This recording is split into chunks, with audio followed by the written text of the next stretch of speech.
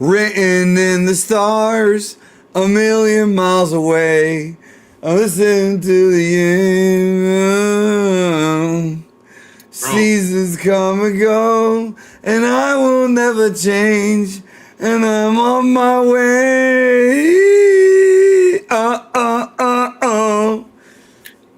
All right, folks, welcome to the post-WrestleMania weekend KLB. I'm expecting a big crowd tonight because people love post shows. Tonight we're going to be talking about WrestleMania 42 from Vegas, from the Las Vegas, Nevada. Possibly the last time they run that venue for... The last time they run that venue for a long time. And we're going to be talking about the weekend of wrestling that we had. And we'll be talking about the night after, the Raw after WrestleMania. So, bro, man, you left a lot of excrement over in Vegas in your time, bro. I've seen it, so I know it's a fact. I'm fooked. I'm fooked. Which we found out, unfortunately, is a bullshit story. No, I don't think it's bullshit. I don't think he would make that up. I think she's defending her husband's honor, bro. I don't think she would make that up. Bro, what are you talking about? They hated each other towards the end. They weren't even married anymore. Nah, man. Yeah, but that night they were. Yeah. Lennox Lewis, bro. That's right. Lennox Lewis one-on-one with Razor Ruddock coming up. Razor Ramon's gonna fight Lennox Lewis. Those were the good old days. It's a Monday night hangover. Even though you don't drink, nor have you ever drank in your life other than milk. Actually, as a tribute to your motherland, bro, I'm drinking a Cuba Libre. This is what you call a Cuba. You know how to make a Cuba Libre, bro? Was that a rum and coke? No. You had it close. You were close. It's rum and something, right? It has to have rum in it, right? It's $5. It's El Presidente and Coke. It's $5. You don't put bourbon in it, do you? And nowadays you can't even get a regular milkshake for $5. No, that's milk and ice cream. God damn, that's a fucking good milkshake. I don't know it was worth $5, but it's pretty fucking good. I've said that many times about a lot of hamburgers, bro, in my time. I told you where I went today, bro. Hamburger heaven, at least for you. I went there, bro, and they had the steak. Yeah. No, I didn't have that. I had steak and those little crab cakes, bro. They're delicious. Anyways, man, WrestleMania 42. I would say... You know, we're going to work the people and start off with a commercial before we got on the air here. We should have, bro. This show is brought to you by condoms. Please use them because we don't want y'all to reproduce. Well, they don't need them because the latest study shows that.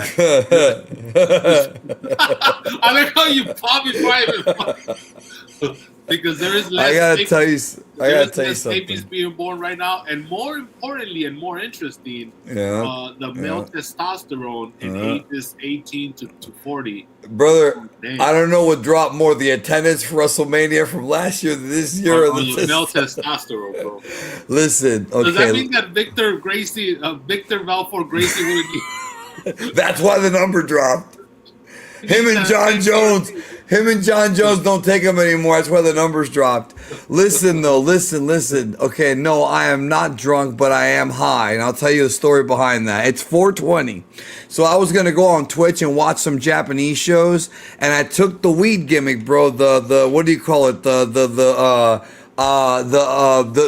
Jesse James Armstrong, bro. Okay, what? What's that? I took it, right, and it didn't kick in till just a few minutes ago, bro.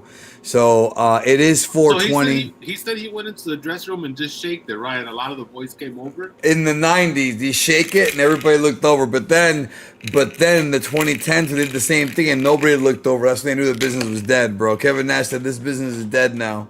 Look at the marks, bro. Oh yeah, it's 420. Of course it is. That's what real men do. I mean, I just said it was 420. I don't mean my weight either. I celebrated earlier.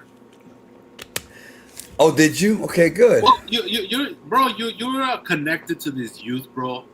What do they do nowadays? What is their rituals? What is it something to remind them that they're human beings, bro? They just watch cartoons. I don't know what they do. What is it that they do? This is what they do, bro. They don't fuck. We know that. We know that.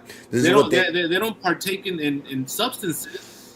This is what they do, bro. Let me tell you what they do. This is what they do right here. They don't drink. Look at me. Look, this is what they do. They talk on a Discord, bro, and they think the owner of the Discord is their friends. That's what they do. No, listen.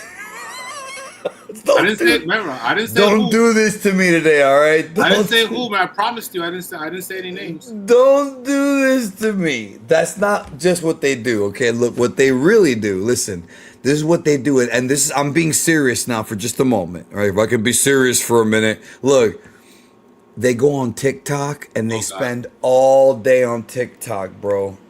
Seriously, because they feed you. TikTok feeds you one video after another forever, bro. That's right. Forever, bro. And that's all they do. That's all they do, bro.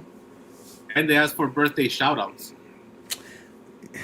Yes, they do that. Yes, they do. Hey, we got a super chat earlier from Cody is the man.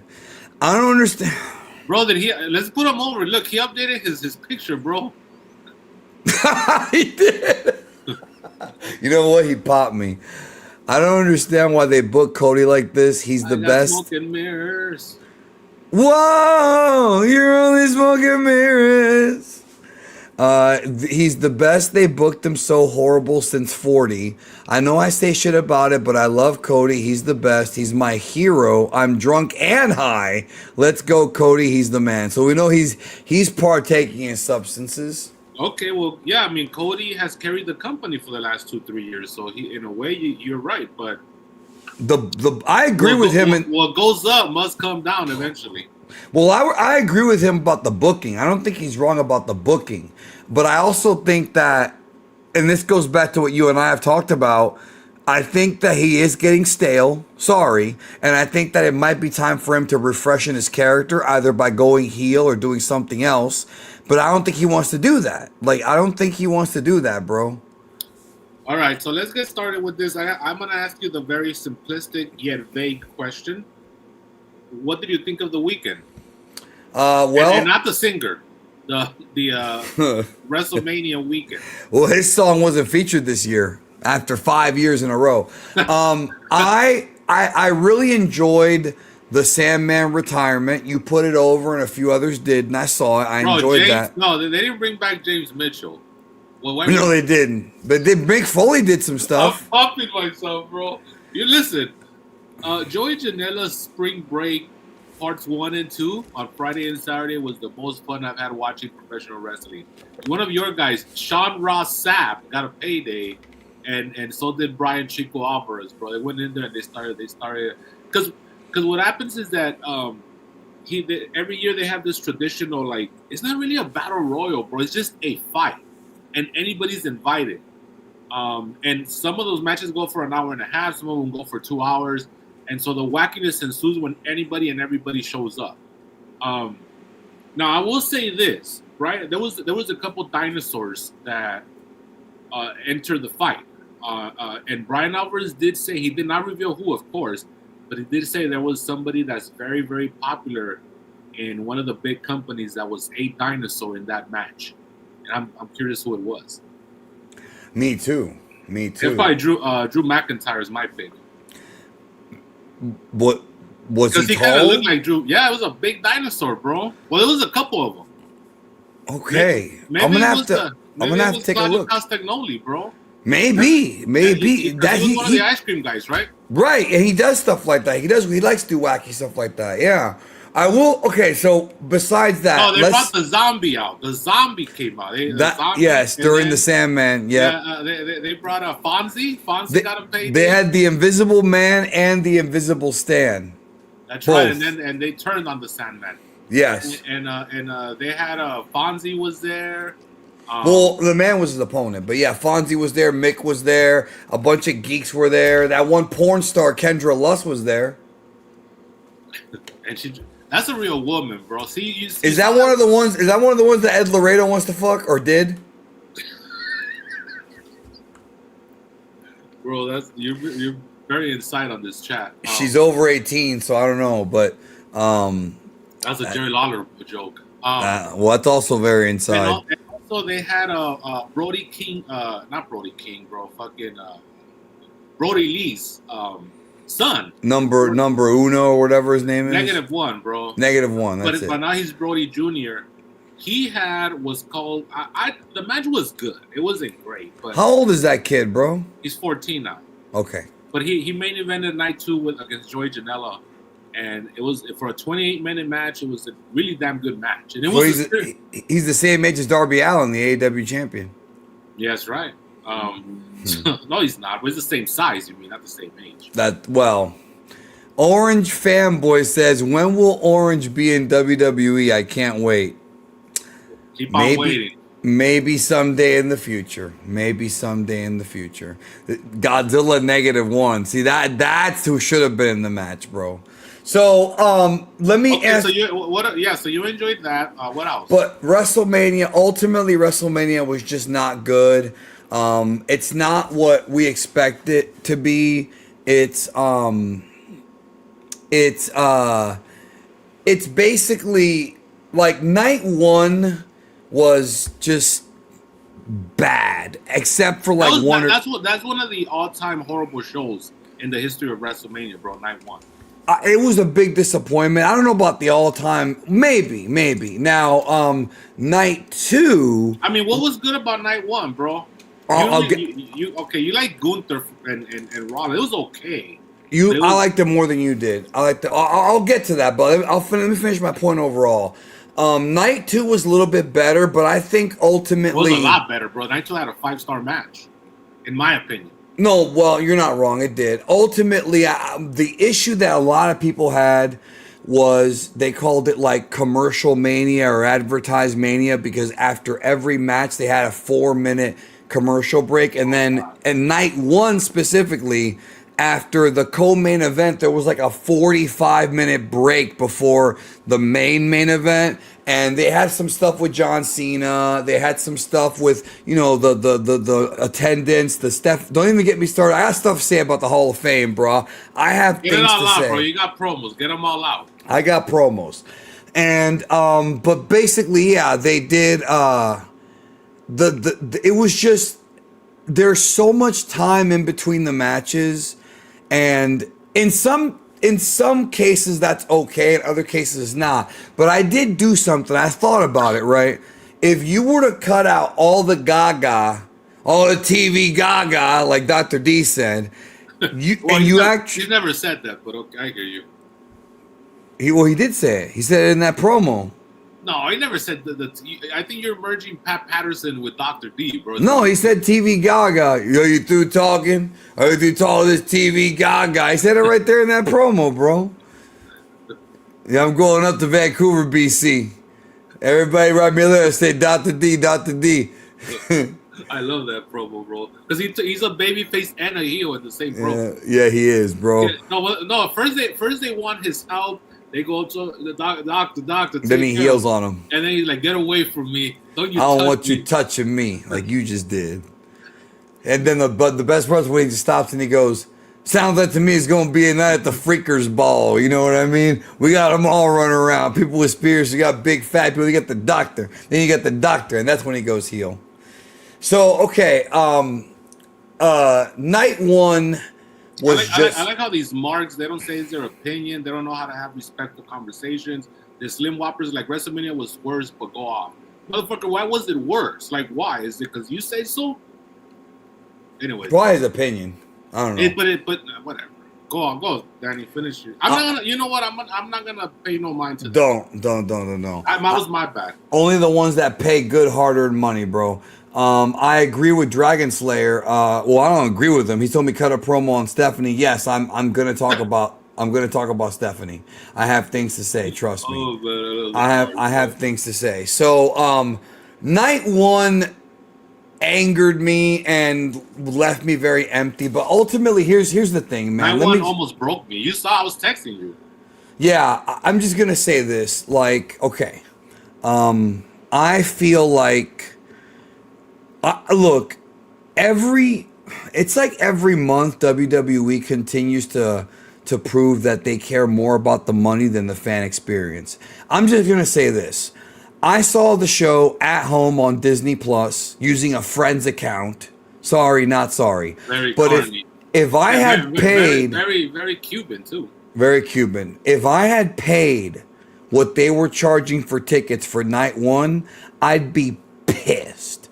And here's the thing. So what I was trying to say earlier is if you were to take both nights and actually cut out the Gaga and put both shows together as one show, it's probably about as long, or maybe not even as long, as a lot of the AEW pay-per-views. But WWE wants you to pay for another hotel room at night, another possible flight, possibly, or a later flight, and another seat, and more merch, and more all that shit, right? And so the issue is, I was just thinking, man, the tickets they charge for a mid show. When I watch AEW pay-per-views, I will often say, okay, they should shave some time off of this, shave some time off of that.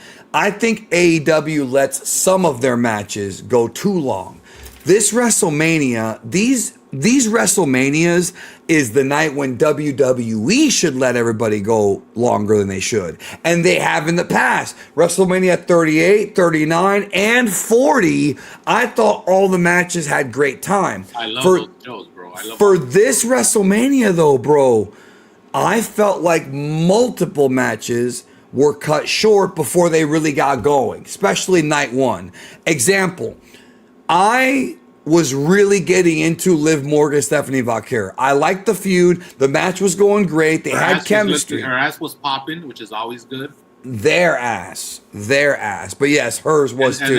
And then we saw the treat of all treats. My 5-star segment, brother, was the return of Roxanne Perez, bro. She had that little gimmick with that little tutu on, with looks like she had nothing underneath, but she did. I hope so anyway. But no, you hope not. Well, for her parents' sake, I hope so. And I was like, holy shit! I popped, and a couple more. I knew that I still had testosterone running through my veins during that segment. Let's put it that way. Absolutely. I did not need no TRT at my age during that segment. Absolutely, bro. Nature took its course. Yes. No argument there. They got 6 minutes for a match that had a lot of build up. See, here's the thing, bro. It pissed me off, man, because if they just had 5 to 7 more minutes, that thing would have been a killer. That's right. Look, bullshit, deal, bro. Let me say my piece. Let me say my piece here because I got a lot to say too. Okay. We're always gonna have bad shows. That's life, right? As Steve Austin, one of our heroes, Steve Austin, the great Steve Anderson says, it's not always gonna be a good day at the office. Okay. I understand that. I understand shows that you write to be good, but they don't click for some reason. The reason why this show pissed me off, bro, and the reason why I was contacting you through text. Well, we always talk during these shows sometimes. But it's because it was very this was disrespectful to the audience. And to the performers. This wasn't just, oh fuck, I thought I wrote a good show, but it didn't work out, which is fine. That's life. This was something to where they were. It was very overt. Their greed was very overt and very in our face, you know. And to me, it's like, how are you gonna reward the talent? Because you got a good roster that could work. You got a great roster that could work, and you go out there and you send them for 6 minutes, 7 minutes, 8 minutes, and you don't let them finish their story, you know. And so I was very upset because I was like, is this what WWE corporate is now? This idea of like, we need to put commercials and take away the time from the commercials from the boys and the girls, you know, from their ring time. Because let me tell you what used to happen. So the commercials have been, as the years have gone on, as we've noticed, they've been more and more and more and more. Since the TKO era, for sure. Right. It was ridiculous. The last couple of nights were ridiculous, but they've been there. It wasn't the first time. But what used to happen was that Paul Levesque would just stretch out the show. Like let's say he had 7 matches, he would let them work, and then the show would just go longer, 5 hours, 4.5 hours. 4.5, yeah, right. So what he decided to do this year, maybe this is his learning curve. What he decided to do is this: he's like, I only got 4 hours. I'm only gonna give myself 4 hours. But was it him or was it people above him? We don't know that, bro. And that's a whole nother conversation. Because Mark Shapiro said today they run creative. I don't know if you heard about that. Have you heard that comment today? Who runs creative? They do or Paul? Mark Shapiro said today that TKO runs creative. That's a quote from today. Because somebody asked him about it. And he basically, about the advertisement, and he's like, well, we're trying to do the best we can for our shareholders. And basically he told the fans to go fuck themselves. And he has, but that's corporate mentality, bro. It's corporate. They're not, folks. Unfortunately, they're not going to stop with the commercials because the commercials bring in money, and when you're a corporation, money's the bottom line. But here's the thing. So yeah, we don't know if it was Paul or Shapiro or whoever runs creative. They had to get a 4-hour show in 4 hours. I don't even know why. But this is all fucking stupid. Yeah, especially for WrestleMania. Right. And so what they did was that they put the commercials, which from what I didn't get the commercial gimmick, bro. That's why I watched late because my shit's edited out with what I used to watch pay-per-views. Oh, so you didn't fast forward? It's edited out. It's gone. It just cuts. Okay. It cuts. Yeah, for mine it said commercial break and it had a little clock in the lower left. That's even worse, bro. That's even more insulting. Yeah, well, I would like go talk to people or go. At the very least, you could have been watching the Street Fighter trailer, the Mortal Kombat 2 trailer. Well, they showed those too, by the way. They showed the Street Fighter trailer. So they had these 3-minute commercials, 4-minute commercials, and they had to take that time from the match times. So that's why this year was really wonky with that shit. But it was just ridiculous, bro. Because then you start thinking, why the fuck am I even seeing this? What? As a wrestling fan, what am I watching here? Like, I'm not watching good wrestling. I'm not watching blow-offs because they didn't even give credibility to the matches. There's no blow-offs. And you can't blame the boys and the girls. And there's no angles. There was no. If we're into angles, there's no angles. Nope. Other than the Danhausen thing, but that was all comedy. Fuck all that. That's even worse. Eating up time, yeah, with midgets. So it was all just bad. And then you add that to the fact that and the Oracle here, folks. I did predict that this whole New Blood versus Millionaires Club angle was going to be non-existent. I stated within a month. It happened even earlier. It actually it took 1 day, so that's gone. I have to tell you something about that. I haven't told you yet, but you're right. But they did. Strangely enough, if you remember how I said on this show, I said the finish should be that Cody wins and then Orton punts him to close the show out with a shocker. That's exactly what they did. That is exactly what they did. So the feud continues. Orton looks like an asshole, but Cody still retains. They did do that. I think Orton's gonna go have back surgery. That's why they started the Punk feud tonight. Well, but Cody's also taking time off because of that orbital bone. Yeah, but he should be good to go by Tamper, 3 weeks or whatever. I don't know. It's not broken. It's just swollen, so it's gonna go down. Okay, well, bro, the guy wrestled with a detached fucking. You know what I'm saying? He doesn't. If he'll get medically cured, he'll wrestle. And he's not in concussion protocol. No, you're right about if he's cleared, but the orbital. If you say it's not a cracked orbital bone, then he's okay. If it was cracked, forget it, because one bad bump and a bone could go into his brain. Look at him, the Undertaker gimmick, bro, with that mask that King 95 fucked him up. The Phantom of the Opera gimmick, bro. When Bear came in as Kama. And then Rhea Ripley also was working with that gimmick for a while because she also fucked up her orbital bone. Fuck money. Virgil had the nose gimmick for a while. That was a work because Big Sid fucked them up. Right. Yeah. So it was all. Oh, anyways. So this morning, what's his name? Pat McAfee cut a babyface promo. Essentially, they want to get out of it. He's like, oh, I was gonna tell you about that. Yeah. He doesn't need me. I think he did it on purpose. So and then he says, I don't need the business. So it's like, what the fuck did we just go through, bro? That night one main event was horrible, bro. It was horrible. It didn't make any sense. It was very WCW 2000. It was just weird. There was people betraying each other turn after turn. Randy Orton was a babyface, but then they booked the match as him being a heel, and then he turns babyface, and then Cody Rhodes is booed, but then he turns heel again. What a fucking mess, bro. Yeah. That night one, bro. You defended all you want as not. I'm not defending it. What are you talking about? It's got to be one of the worst WrestleManias of all time, bro. Night one, it has to be. Let me explain what happened. And this is something that we kind of. This shouldn't be a. What match ain't gonna save this show, bro? No, I'm. When did I fucking say it was a good show? No, you said it wasn't one of the worst. You didn't say it was a good show.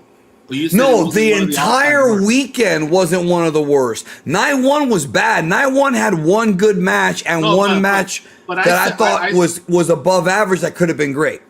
No, I said earlier that night one was one of the all-time worst wrestling. You didn't agree with me. You said it was bad, but it wasn't one of the all-time. And I'm like, how are you going to defend that? Like, the main event was a mess. The fucking nobody got. I know the main event was a mess, and they cut time. I said that already. So how is it that it isn't one of the worst WrestleManias of all time? You said it wasn't. No, I said it wasn't one of the worst of all. Okay, that's exactly what I'm saying, bro. When you're saying okay, which one's worse? Like I don't understand. I think 9 was. Wait. Before you defend it, I said earlier. I'm not defending it. There's a difference between having a bad show, right? A lot of these WrestleManias are bad, and then this was more. This was more than a bad show. This was a fuck you show to the fans. So you tell me which one's worse. I don't disagree with you. I don't know where I'm disagreeing here. Because you're not agreeing that this was one of the worst WrestleManias of all time. Okay. Or night one. Night one. When you say one of the worst of all time, are you saying like top 5, top 10? What are we referring to? I'm saying like top all time means like 1, 2, or 3. That's what all time means, bro. Let me think for. I'm gonna say top 10. Then it's not all time. It's like there's 9 of them that are worse. See, I have to think about that because like there were other shows that pissed me off more. But that was angle driven. That was just angles. This was angles and fucking. No, this was the definition of corporate greed. You haven't even let me cut my promos yet. Like I'm over here like kind of going back and forth. And not even able to say what I want to say. I'm not disagreeing with you about the main event. I was about to explain what happened. Not in the sense of trying to defend it, just explain what happened. What happened was, and this is confirmed, originally Aleister Black was supposed to be the guy that was going to convince Randy to go crazy. That's been confirmed from PW Insider. And then what happened was back in when Ari Emanuel wanted to give this guy a Hollywood push, they put him in. But as we talked about last week and the week before, the fans did not like Pat being in it. So basically they came to a decision to say we're getting him out of the angle, and having Randy RKO him was a way to get him out of the angle. I think the execution was bad. I think ultimately it didn't make that much sense. And I think that, and this is the real issue. This is the real issue to me, bro. The real issue to me is that, and you know I'm right about this, they're going to bring Pat McAfee back. He said that if Randy Orton lost, he would never be on WWE TV again. Bullshit. He will be back at some point. He'll be back. Probably as a commentator, as a babyface, and they'll ignore this whole thing like it never happened. Didn't I predict this, bro? Why are we? This is a broke. I said this was gonna happen. Did you say he was coming back as a commentator? No, but I know that was part of the thing. Like that could have gone unsaid. We know. When has the WWE ever kept a stipulation, bro? That's part of the problem with wrestling. You know? Well, yeah. I mean, that's why I'm predicting it now. First, is the Hangman gonna get a title shot, or is Pat McAfee coming back? Probably Pat McAfee coming back. So, all right. So here's basically like how I felt about some of the match. Just quickly, the 6-man average, Jacob Fatu and Drew McIntyre. It's very by the numbers, I feel. All garbage matches are, but that's the problem, bro. Yes, they are. It's always the same gimmicks: candlesticks, tables, chairs, the same shit, bro. Yeah, well, it's the same shit, but it's also, I think, and I said this before about the ladder matches too, that there are too many of them. There's just too many of them between both WWE and AEW. The 4-way women's match. I mean, you had that moment with Paige, which was it was okay. Like, you know, I'm happy for her, I guess. Becky Lynch. Yeah, baby. Okay, let me ask you something about Becky Lynch, AJ Lee. They needed more time, for sure. But let me ask you a question. Did you think that Becky took a little bit too much? It felt like she took like 75% of that match, and she still won. Not if AJ's gonna be gone which it seems like she's gonna be gone for a very, very, very, very long time. She cut that promo later on social media where she just pretty much saying she's gonna leave. So she's probably be back like at SummerSlam. So yeah, no, I mean I thought it was good booking. If she's gonna be gone, then no, the booking is fine. I'm saying it felt like Becky. The match is also part of the booking, the match structure. So it was fine. Like if she's gonna be gone for a while. Yeah. Yeah. So it because they need Becky to be strong, bro. Becky has done a lot of jobs, and she's a main event. She's a top star, so they need her to be strong. They need her to. She's gonna be on the show next week. I'm sure they're gonna reveal her new challenger, whoever that may be. Probably somebody promoted from NXT. We'll see. So yeah, she definitely needs to like look strong. So I thought it was good booking that she took most of the match. I'm sure she's probably also gonna wrestle Jessica Carr because they've been building up that feud for a while too. Oh, so Jessica Carr's gonna wrestle? Well, she's a wrestler, bro. They just made her a referee. Well, okay. So the reason why I'm asking about if she took most of the match, with this gimmick account, bro. Jesus Christ. I don't know. I'm not gonna get to those right now. I'm trying to get my fucking thoughts out, and I keep getting interrupted. And not by me, bro. I'm listening. Then you stop and you give me. No. I didn't. I'm not blaming you. I'm just trying to. It's the pastillas, bro. The pastillas got you going. No, it's not the. It's not the pastillas. The pastillas just make me laugh more, which is good. No, listen, I was just asking you because I felt she took a lot of the match, which I don't really have a problem with. It's just rare. I like Becky more than AJ Lee. Now, again, I Gunther. Fuck AJ more than Becky, but I think I like Becky more than AJ. I would fuck Becky more than AJ in my view. I'm not into AJ. Gunther and Seth Rollins. I will say this. I enjoyed Gunther and Seth Rollins more than you did. The reason why I was gonna say the reason why I respect this match is because these guys went out there at like 70 miles an hour. You could tell that they were probably cut for time. It was supposed to be 25 minutes, probably. It went 15, bro. Ridiculous. I thought it was 17. No, 50. So they did a lot. I mean, the match was really high. Had to, bro. They fucking had 15 minutes. The match was a very fast pace, and they crammed a lot in it. And I want to give them credit, though, because to have the kind of cardio to work at that pace nonstop. I mean, bro, the match started powerbomb, buckle bomb. They were just bouncing all over the place. It wasn't like fucking Dragon Gate, but it was for WWE, bro. It was very fast paced. I really did like that match more than you did, bro. I liked it too. It was my favorite match of the night. Yeah, I love that match. Liv Morgan and Stephanie, we both agree, needed more time. And man, that pissed me off, bro, because Liv Morgan has really come around. She's become a great worker from when she first started. And Stephanie's always great. And they fucked them over. The music video was weird, bro. Well, the performance was hot though. But the thing was hot though. I heard that you've been singing that in the shower all weekend, bro. No, bro. Every time they play that promo, I put on Conan's music video, bro. It's the same thing.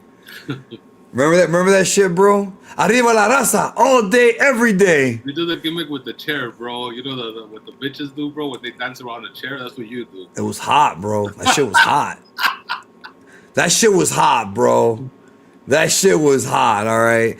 Okay, see, finally, this man's been going at me all night, but finally I agree with him. Yes, Becky does have a cute face. This is, okay, that's what I thought. I thought it was like 17. Honestly, what I'm going to say is nothing wrong with it, bro, so don't get all defensive. But you do enjoy yourself a typical flat-chested, flat-ass white women. Are you out of your fucking flat-chested? Me? Didn't we have a debate about titties and ass like 5 years ago on this show? What were we saying? I forgot. No, you're more of an ass guy, more of a titty guy, but no, back then, I'm Becky kind of... doesn't have any tits, though. No, I know she doesn't, but she has a pretty face. Who doesn't? You don't think she has a pretty face? Does? But that's the time it doesn't. Did you say who doesn't? AJ Lee. I don't think AJ Lee has a pretty face. I think she does. I don't. Sorry, Phil. So yeah, Cody and Randy. More rocking body, I'll tell you that right now. Bro, Cody and Randy. You know what pisses me off about this? And we talked about this last week. They had the story made, Everything was ready. And I think that these two could have worked a really, really good match with that story in mind. With Randy being like the mentor, kind of clowning Cody. Come on, like you're still a punk, and Cody making the comeback. We didn't get any of that shit, bro. We had McAfee jump him, and then Jelly Roll did this stupid spot. McAfee goes to the back. They have the match. McAfee comes back out with a neck brace on, dressed as a referee. Yes, that was very 2000s WCW. And then he gets in the way, and Randy RKO's him, turns around, catches a crossroads, so he dropped his guard. I don't know, man. Like that, it was a massive disappointment because here's the thing, bro. At least, and you and I agreed the build-up sucked, but I was going into this thinking at least the match will be good because we know that those two guys can work. And it was a wreck, bro. It was a wreck. Yeah, and that was stupid, bro. Night one of the worst WrestleManias in the history of the business. I can't see anything good like what came out of it, bro. I'm about to cut a promo now that I've been wanting to cut for a long time, and I'm gonna say some shit that might piss people off, but if it does, tough shit. Too bad. It's tough titty, said the kitty.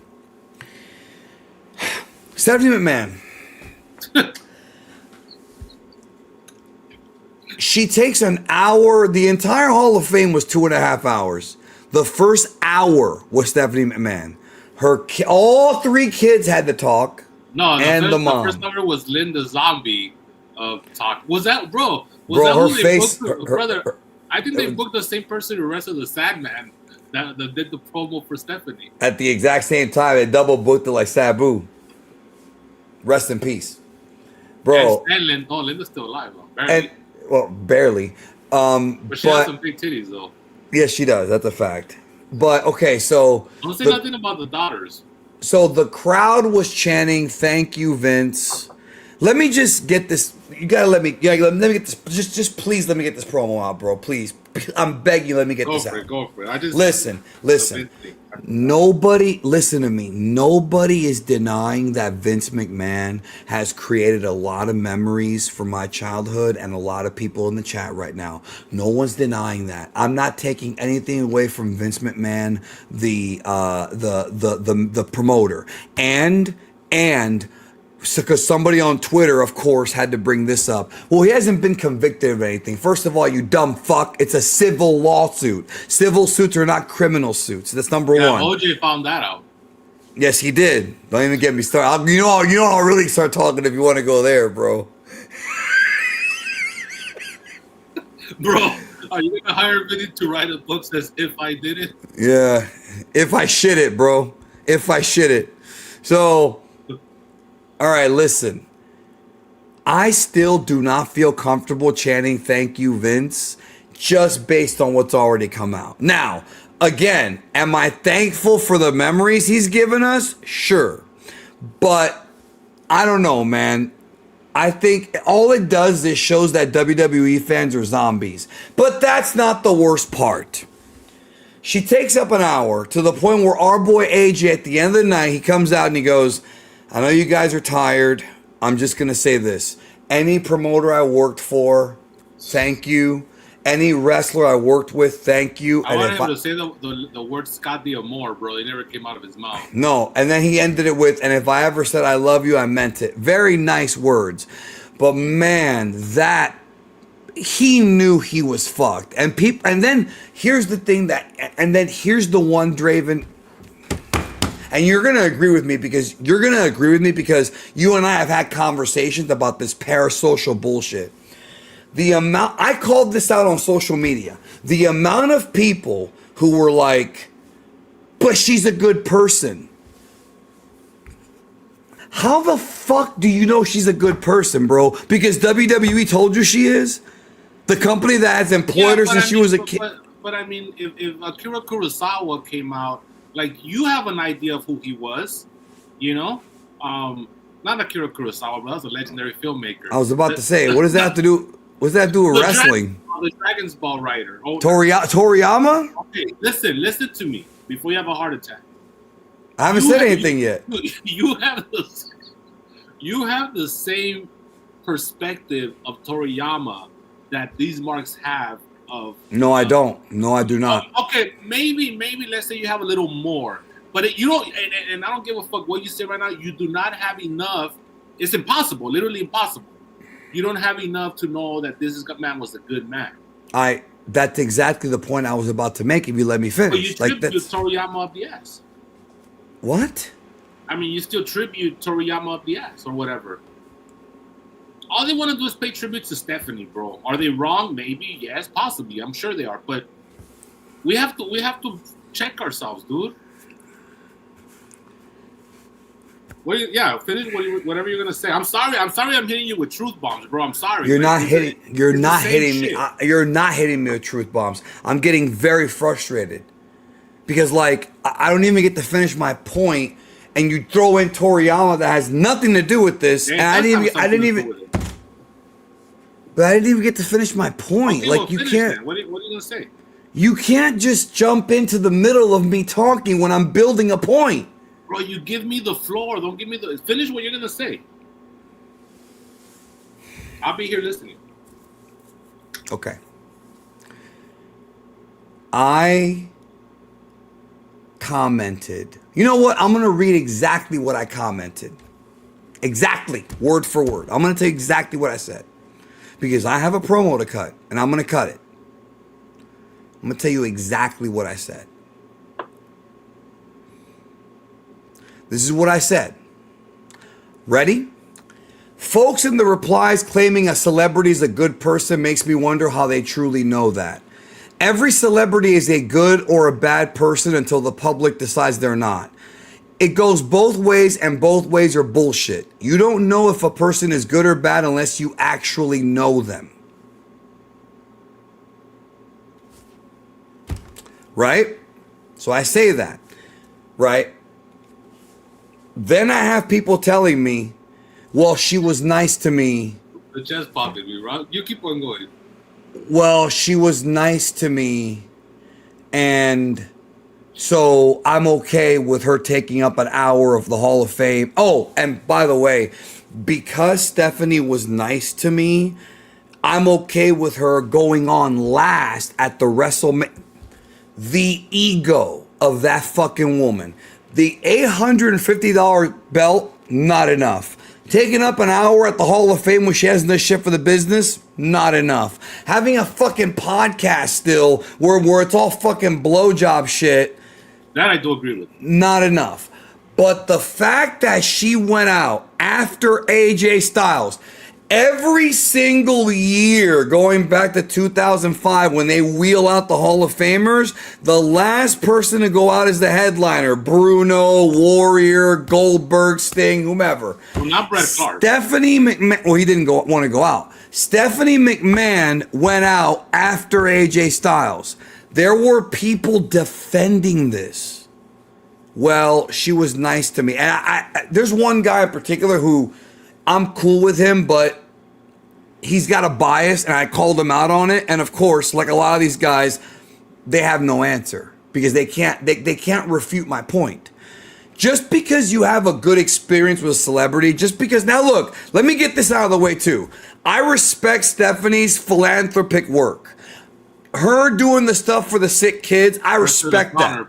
I respect this. I respect all of that. Like, and that's good. Like, that is what a good person does.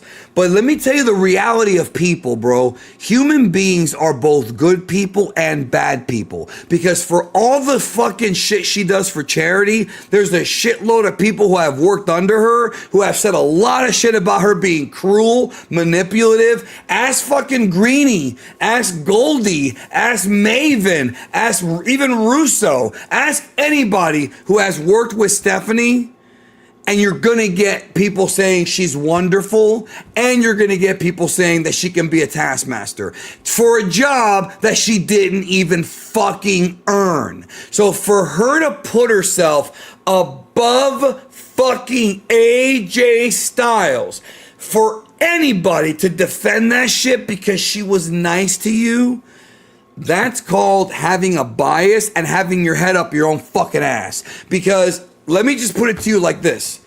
Hulk Hogan was really nice to a lot of kids. Does that mean he wasn't a racist? Does that eliminate the racism? How about this one? My favorite wrestler, Bret the Hitman Hart. He's great with the fans, but he cheated on his wife 1,000 times. Does that mean he's not a cheater? With African American women. Does that? Well, that's one. He also liked Italian women. I mean, he's a fiend, bro. So the point I'm trying to make, bro, is, dude, like, I hate, because you see, you don't understand, bro, because you're not I'm me. listening, bro. I'm listening. No. What I'm saying is, you do understand psychologically what I'm talking about, but you haven't seen what I've seen. There have been times in the anime sphere where I'll hear one of these fucking fanboys say, "Oh well, he was such a good guy, so nice to me."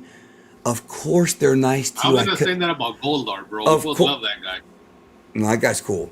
Of course they're gonna be nice to you because you're paying them $20 for a fucking picture, you stupid mark. That's when you're a mark. You don't have to be a wrestling fan to be a mark. You're a mark, bro, when you go to a convention and you pay somebody and you think they're just being nice to you because they're nice. Now, if you give me the money, it's to be different. I actually will be nice. But the rest of these fucking people, they're all carnies, all right? And the point I'm trying to make is this. There are people who think that I'm an asshole. And they're right. There's people who think I'm a nice guy, and they're right. Because in the real world, this idea of, oh, well, Steph's a good person. Brother, I don't give a fuck if Stephanie McMahon is Mother Teresa. Does she deserve to be in the Hall of Fame above AJ Styles, a guy who actually inspired wrestlers, a guy who actually became the first major star of TNA, a guy who won every championship in every company he's ever been in, a guy who has been a main eventer in your company, WWE. She's gonna put herself, dude. And I don't want to hear fucking, oh, she didn't put herself there. Triple H did. All she has to say is, Hunter, I don't feel comfortable with that. Give me 15 minutes and I'll be out. She's going to call him Hunter in private? Well, she does, though. No, she does call him Hunter. Remember? She admitted it. Sometimes I'll call him Hunter at work, or sometimes I call him Paul. She admitted it. Damn, bro. So, fuck, bro. And what pisses me off, bro, is I got into it with this guy who, again, he's cool. He's a nice guy, but I was telling him, I was explaining to him, listen, okay, she's nice. I'm happy for you. I'm sure she's a nice person. But you want to know what else she is? She's also a woman that was in charge of a company where there was legitimate sexual abuse and political abuse, and she was okay with it, and she let it happen. She was somebody who caped. And yeah, I know it's her dad, who caped for fucking predators in her own fucking company. She's somebody who has objectively hurt the fucking business. Does she deserve to go on last after AJ Styles in the Hall of Fame WrestleMania introductions? Honestly, bro, that's the worst thing about WrestleMania. That was worse than the main event because the absolute ego of this woman, the narcissism to fucking think that you matter because you happen to be the sperm that made it to the egg the fucking second time that Vince nutted in Linda and it went all the way in because Twice? What? You say they only fucked twice? No, that's why I just said, let me finish. I said, and went all the way in. So you have to hear the whole thing. You can't stop me in the middle of it. Maybe maybe there was another one that she lost. And you're gonna, and between Shano and Steph. Well, that sucks if that happens, bro. But the point I'm trying to make, bro, is that I cannot believe for the life of me that not only were people okay with it, and then here's the best part. It was always the same shit. She's a good person. I don't give a fuck if she's bro, you want to know something? If this Hall of Fame is inducting good people, there's a lot of people that need to go in above her. Even Miranda needs to go in. There you go. Everybody likes that guy. Everybody like, what about the camera guy that John Cena always What loves, about bro? Kerwin Stiples, bro, our guy? He didn't win. Punk gave him a tribute. He should have gone over Stephanie. The point is, bro, when look, when you're a fucking Nepo baby and you've had everything handed to you and you know that your family owns this company, or at the very least now is a major part of it, although maybe not owns the company, you need to be a little more humble and say, okay, I don't need to be in this Hall of Fame as the top draw. Let's let the actual wrestler who busted his ass across the fucking world for you fucking have some fucking shine. Fuck that fucking bitch, bro. Are you talking about Big Sid? Sid got 2 minutes, bro, and bad news. I think Sid got 2 minutes, and they showed his family in the crowd, and the son cut a promo, bro. It pisses me off, bro. And then the one that fucking angers me, bro. So I explain to people, Draven, I tell them, I'm like, listen, once again, I understand she was nice to you, but there's a lot of other people in this world who have said that she's done a lot of bad things. Are you saying that they're liars? Because the problem with people, bro, is everyone's the main character of their own fucking story. They don't ever think about the other person and what somebody else may have gone through. Even I'm guilty of that in the past. Like, that's why I'm not like gonna hold a grudge. But like the thing is, bro, okay, she might have been nice to you. That's great. Does that mean that she deserves this accolade and to eat up time and to be treated? Fuck, bro. Fuck her. I think it's two different things. But there's one more thing too. Every time that I would just say that, I would say celebrities are only good when you see them. Then eventually, here's a great example. Bill Cosby was a great guy until people found out what he did. Now he's a horrible person. See, if somebody, let's pretend that tomorrow we find out that Stephanie, I don't know, SA'd somebody. Now what? Well, she's a good person, bro. And you don't know these fucking people. You don't know them. You're a fucking mark who watches the TV. You don't know these fucking people.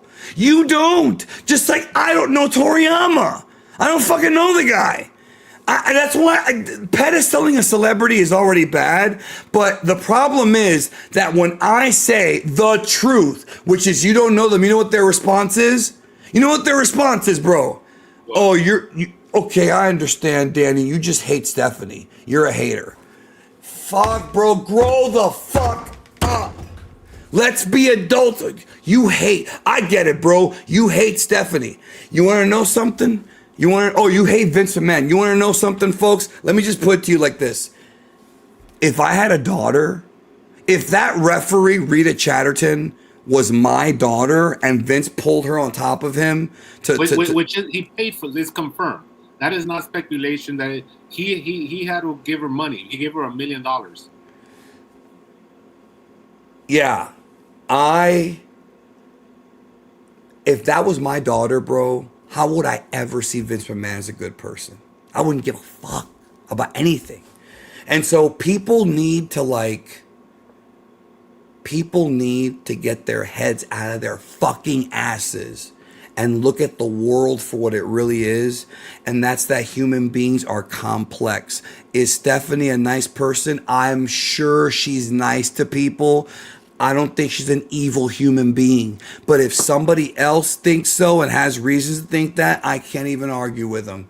And that's it. That's my promo. I don't know what to tell you, bro. If you don't agree with me, bro, I think you're not you. I mean the people in the chat. If you don't get where I'm coming from with this, bro, you're just a fucking mark like they are. Hopefully you guys are smart enough to know where I'm coming from. You go ahead, man. Look, I think okay. Let me just say as a blanket statement that I agree with you more than I disagree with you. I think what's bothering you is how much time she took. Because let's be honest, this award, it means nothing. This award is a cookie. It's not even a real Hall of Fame. It's not. It's not chosen by the. But guys like Bill Eadie, it means a lot to them. Correct. So let's start right there. So this Hall of Fame is kind of pointless. It's a joke. Everybody knows it. Remember, this Hall of Fame used to draw arenas, 10,000, 15,000 people. Me and you were were there to see Mr. T get inducted, and in a real arena. Whereas now it's drawing. It didn't even sell out that little theater. They had like 2,500 people there, giving away tickets towards the end. That's bad. So if you want, as karma, as they say, Stephanie wasn't a draw for the Hall of Fame, so that's the joke's on her. She's never been a draw for anything though, except for the wedding angle with Test. What the fuck has she ever drawn? Well, she was a big draw for the love triangle with Angle and Paul. Oh yeah, well that's true. But besides that, what else has she drawn, bro? She couldn't draw money with a green crayon.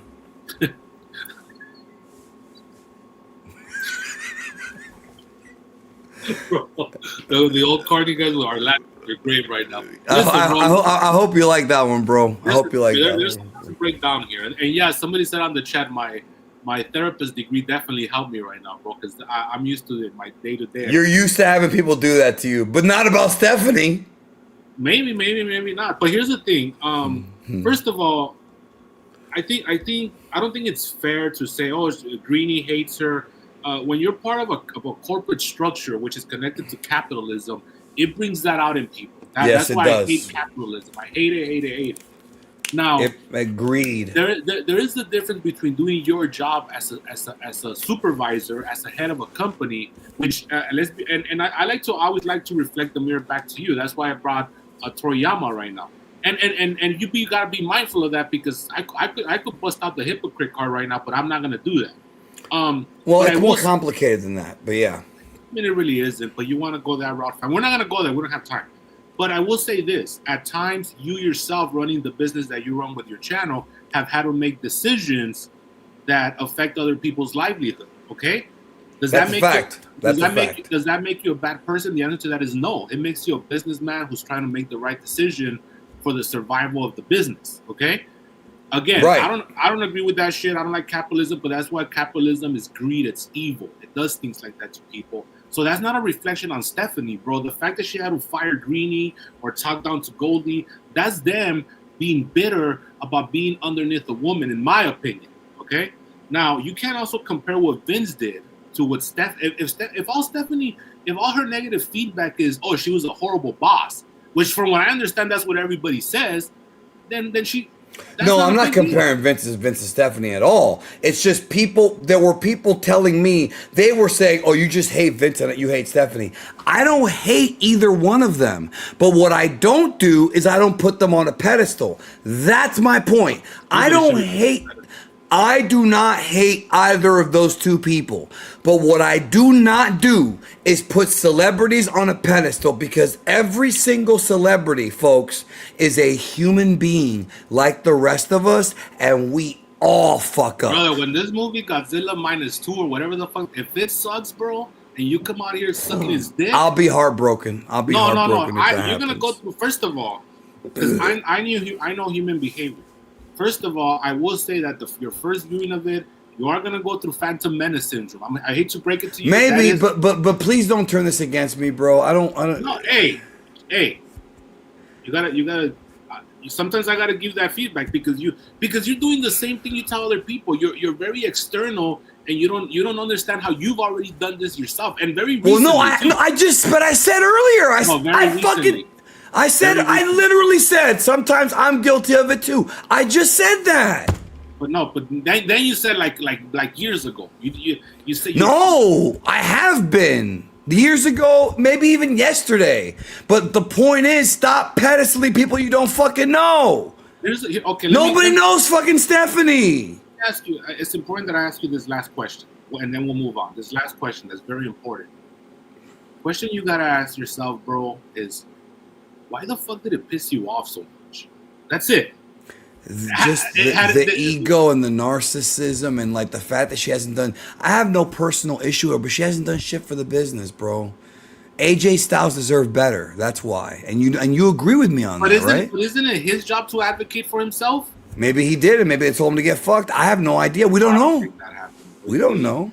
Or maybe he didn't care. Maybe he was like, "Fine, I'll do it." Because he knows what a fucking joke the Hall of Fame is, bro. Right. All the younger guys. I mean, yeah, you're right. Axe and Smash, the great fucking thing, greatest thing ever. But if you notice, the younger guys don't give a fuck. Right. Because they're smartened up. And a lot of them are Meltzerites too on the low, you know, too. And we know how that goes. I think is AJ in the Wrestling Observer Hall of? I don't even know that. I think he is. I think he is. Yeah. I hope so, bro. Look, that's my point. My point is not about it's mostly about it was annoying. It's mostly about being judgmental. And once again, let me reiterate this. I have been guilty of this myself. I think we as people need to do our very best, even if we fuck up, to stop making assumptions, good or bad, about people we don't know. Because if you want me to be honest with you, Draven, I'm going to be very honest with you. And this is where you're going to say eureka from your therapist point of view. The reason why this bothered me is because I deal with the same shit, but in the reverse. That's why it bothered me, because I'm someone who has been called things that I'm not and things that I am, both on the good and the bad side from people that don't know me. And I've always tried to be honest with people and say, listen, you don't know me. There was a kid in my Discord server, a special needs kid, a literal little fella, and he told me, you're a good person. I told him, I said, thanks, but you really don't know me. Like, I can be a bad person too. The point I'm trying to make to people is that you can't say good or bad person, because she can be both, just like everybody else can. We're all good and bad. Am I wrong? Is that wrong? No, you're right. But let me continue to play devil's advocate. This is not going to be on you. This is just curiosity. Remember, I told you, curiosity before judgment, always. And we don't know this, bro, but what about if Stephanie did fight it? What about if she did fight it, bro? What about if it was put on her? Like, what? Like, I don't know, man. I have a hard time believing but see, that's bullshit. But you can't say that, bro. It's not fair. No, you're right. I can't. No, I can't. I have no evidence. We have no evidence. That's a theory. Yeah, it's a theory. Just like we don't know. We don't know if she's like, no, I don't. And then Paul's like, we need it. We need to draw. Boom, boom, boom. And then, like we said earlier, maybe AJ doesn't give a fuck. You know, and so whenever the producers were going to AJ, she's gonna do a little bit of a run-in on you during the WrestleMania introduction. I don't give a fuck, and that's what you saw. Like, we don't know how much control she had over this, because you keep on going back to that $850 belt. That had to be marketing. It wasn't her. She's not gonna keep the profits from that. It's gonna be the company. You know, it wasn't her. I said, oh, I want a belt. Like, it was more like, yo, she's gonna make some money from that belt. I mean, bro. everybody, you're not naive enough to think she ain't gonna make money off that belt. Yeah, but I don't think she sat there and be like, oh, I want a belt. I think it's a more logical assumption that marketing is like, oh, let's do it, because you know she reaches a lot of little girls, right, quote unquote. So it's like, oh, let's. I mean, this is coming from marketing. Oh, let's make a belt so that these girls could buy it and we could juice them for $850 a pop. And she would have probably been like, yeah, maybe not. I don't know. So we don't know that, bro. Like, it's, you know, and the reason I said it is because you also, like, as much as look at how helpless you feel, bro, when people attack you. Look at how it's normal to feel helpless. Like, imagine if Stephanie was listening to this right now, and she has facts that me and you don't have. Imagine how helpless. That's true. No, that is true. That you're right about that. I want to address this comment because it's a very similar one. He says Dan's just seeing it from Steph's side that she and Triple H trying to get their shit off of Vince's shadow, saying it right. So I understand where you're coming from with that, but she's not really an executive in WWE anymore. She's married to one, but she's not. So I don't know. There's not enough evidence for your theory to be true. You understand what I'm saying? Vince, she mentioned Vince, and I had a feeling she would, because it's hard not to when it comes to like dad, that's her dad. I don't. There's a lot of feelings and emotions. She sees Vince as a multi-dimensional character. She doesn't see them as the cartoon character that me and you have seen him in. And I will put her over for this. Remember, when he came back in 2022, she left. She dipped. Yeah, she left because she knew it wasn't what was right, and she left. And she said it in her speech in the Hall of Fame. She's like, I thought I was retired. I thought I was never coming back. And part of the emotion for me, I think, with her was this idea that they finally slayed the dragon. See, she can't say shit like this, bro, because imagine the judgment that she would get from another side of her family for what. Like, she can't say how much her and Paul were like at Vince's footstool during 2022 and 2023. She can't, but she, the way she teases it, the way she, you know, yeah, she intimates it is the word I think that you're talking right, about. Yeah, exactly. No, and I agree with that. That family, look, that family, I've said, you and I have talked about this on older audio only shows. That's a weird family, bro. There's a lot of strange things about that family, bro, that don't function the way the rest of us do. You could just imagine how much influence Vince had on her to be the boss that he wanted her to be. Absolutely, you know? That's a fact. I know. I am not denying any of that. You have this poor girl in her early 20s who had. You're right. The silver spoon did get her in a position she wasn't ready for. 100% agree on that. But once she was there, it was like she couldn't formulate her own ideas. Vince was using her to be a bad cop. He was manipulating her. You know, what was the old story that Paul Heyman said that one time? He was like, "Were you on the phone?" When I met Vince, Vince told me, "I want you to break my daughter." And then Stephanie's. And then when is that what he told Randy Savage too? Nah, you're a dick, bro. I knew we were not gonna get out of this without the words Randy Savage being said. Anyways. Well, wait, were you gonna say it if I didn't say anything? Of course, bro. Okay. But you already. At least you're honest. At least you're honest for once. Unlike the question that F. Lee Bailey asked you a couple weeks ago when you said you put your hand on the Bible. That was honest. So, anyways, sure. Here's the deal. And then Vince tells Paul, I want you to challenge Stephanie. I want you to use your voice and challenge every single time. So he was using both of them. You think he's like puppeteering him? Right. So, and they both have gone on record as saying that's what happened. And bro, this pops me. Shane had to change his last name to Stevens to become a referee. That's not what happened, bro. That is not what happened at all. He did that before. He did that before, bro. Like, all right, we're gonna talk about night 2 because night 2. In general, I agree what you said. It is nepotism. She shouldn't have taken an hour, but it's just a bullshit fucking award. The only ones that we know for sure are Paul and Randy. But remember, there was that storyline where Joey Abs. It wasn't true, but Joey Abs dated her. Remember that story? It was part of the Mean Street Posse. He dated her when she was in high school or something. At least it wasn't fucking. Wait a minute, Midian?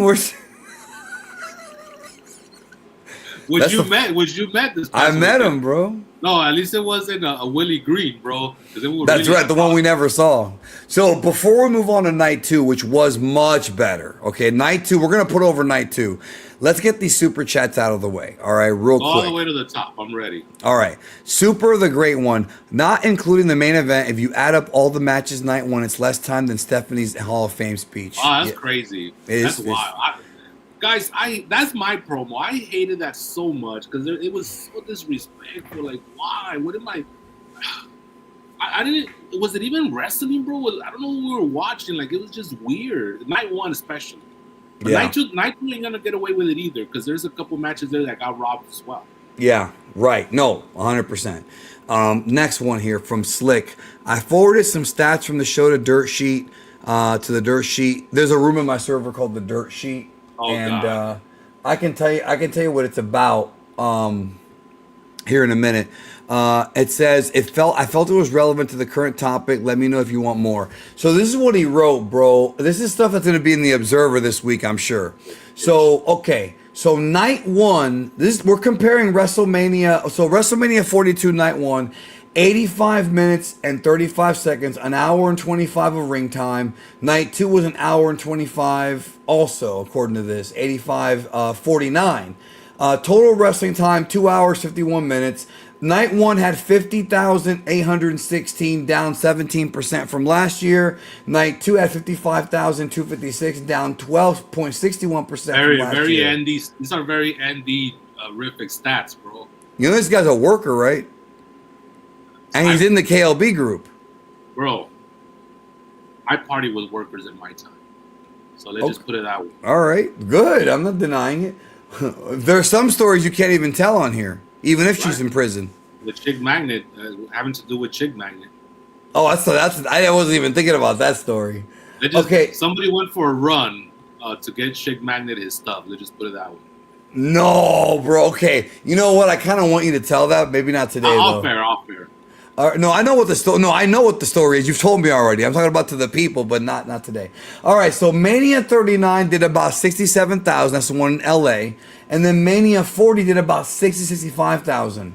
But that one had more comp tickets. So Mania 41 sold about 61K for nights 1 and 2. So basically, bro, it was down from last year in every metric, pretty much.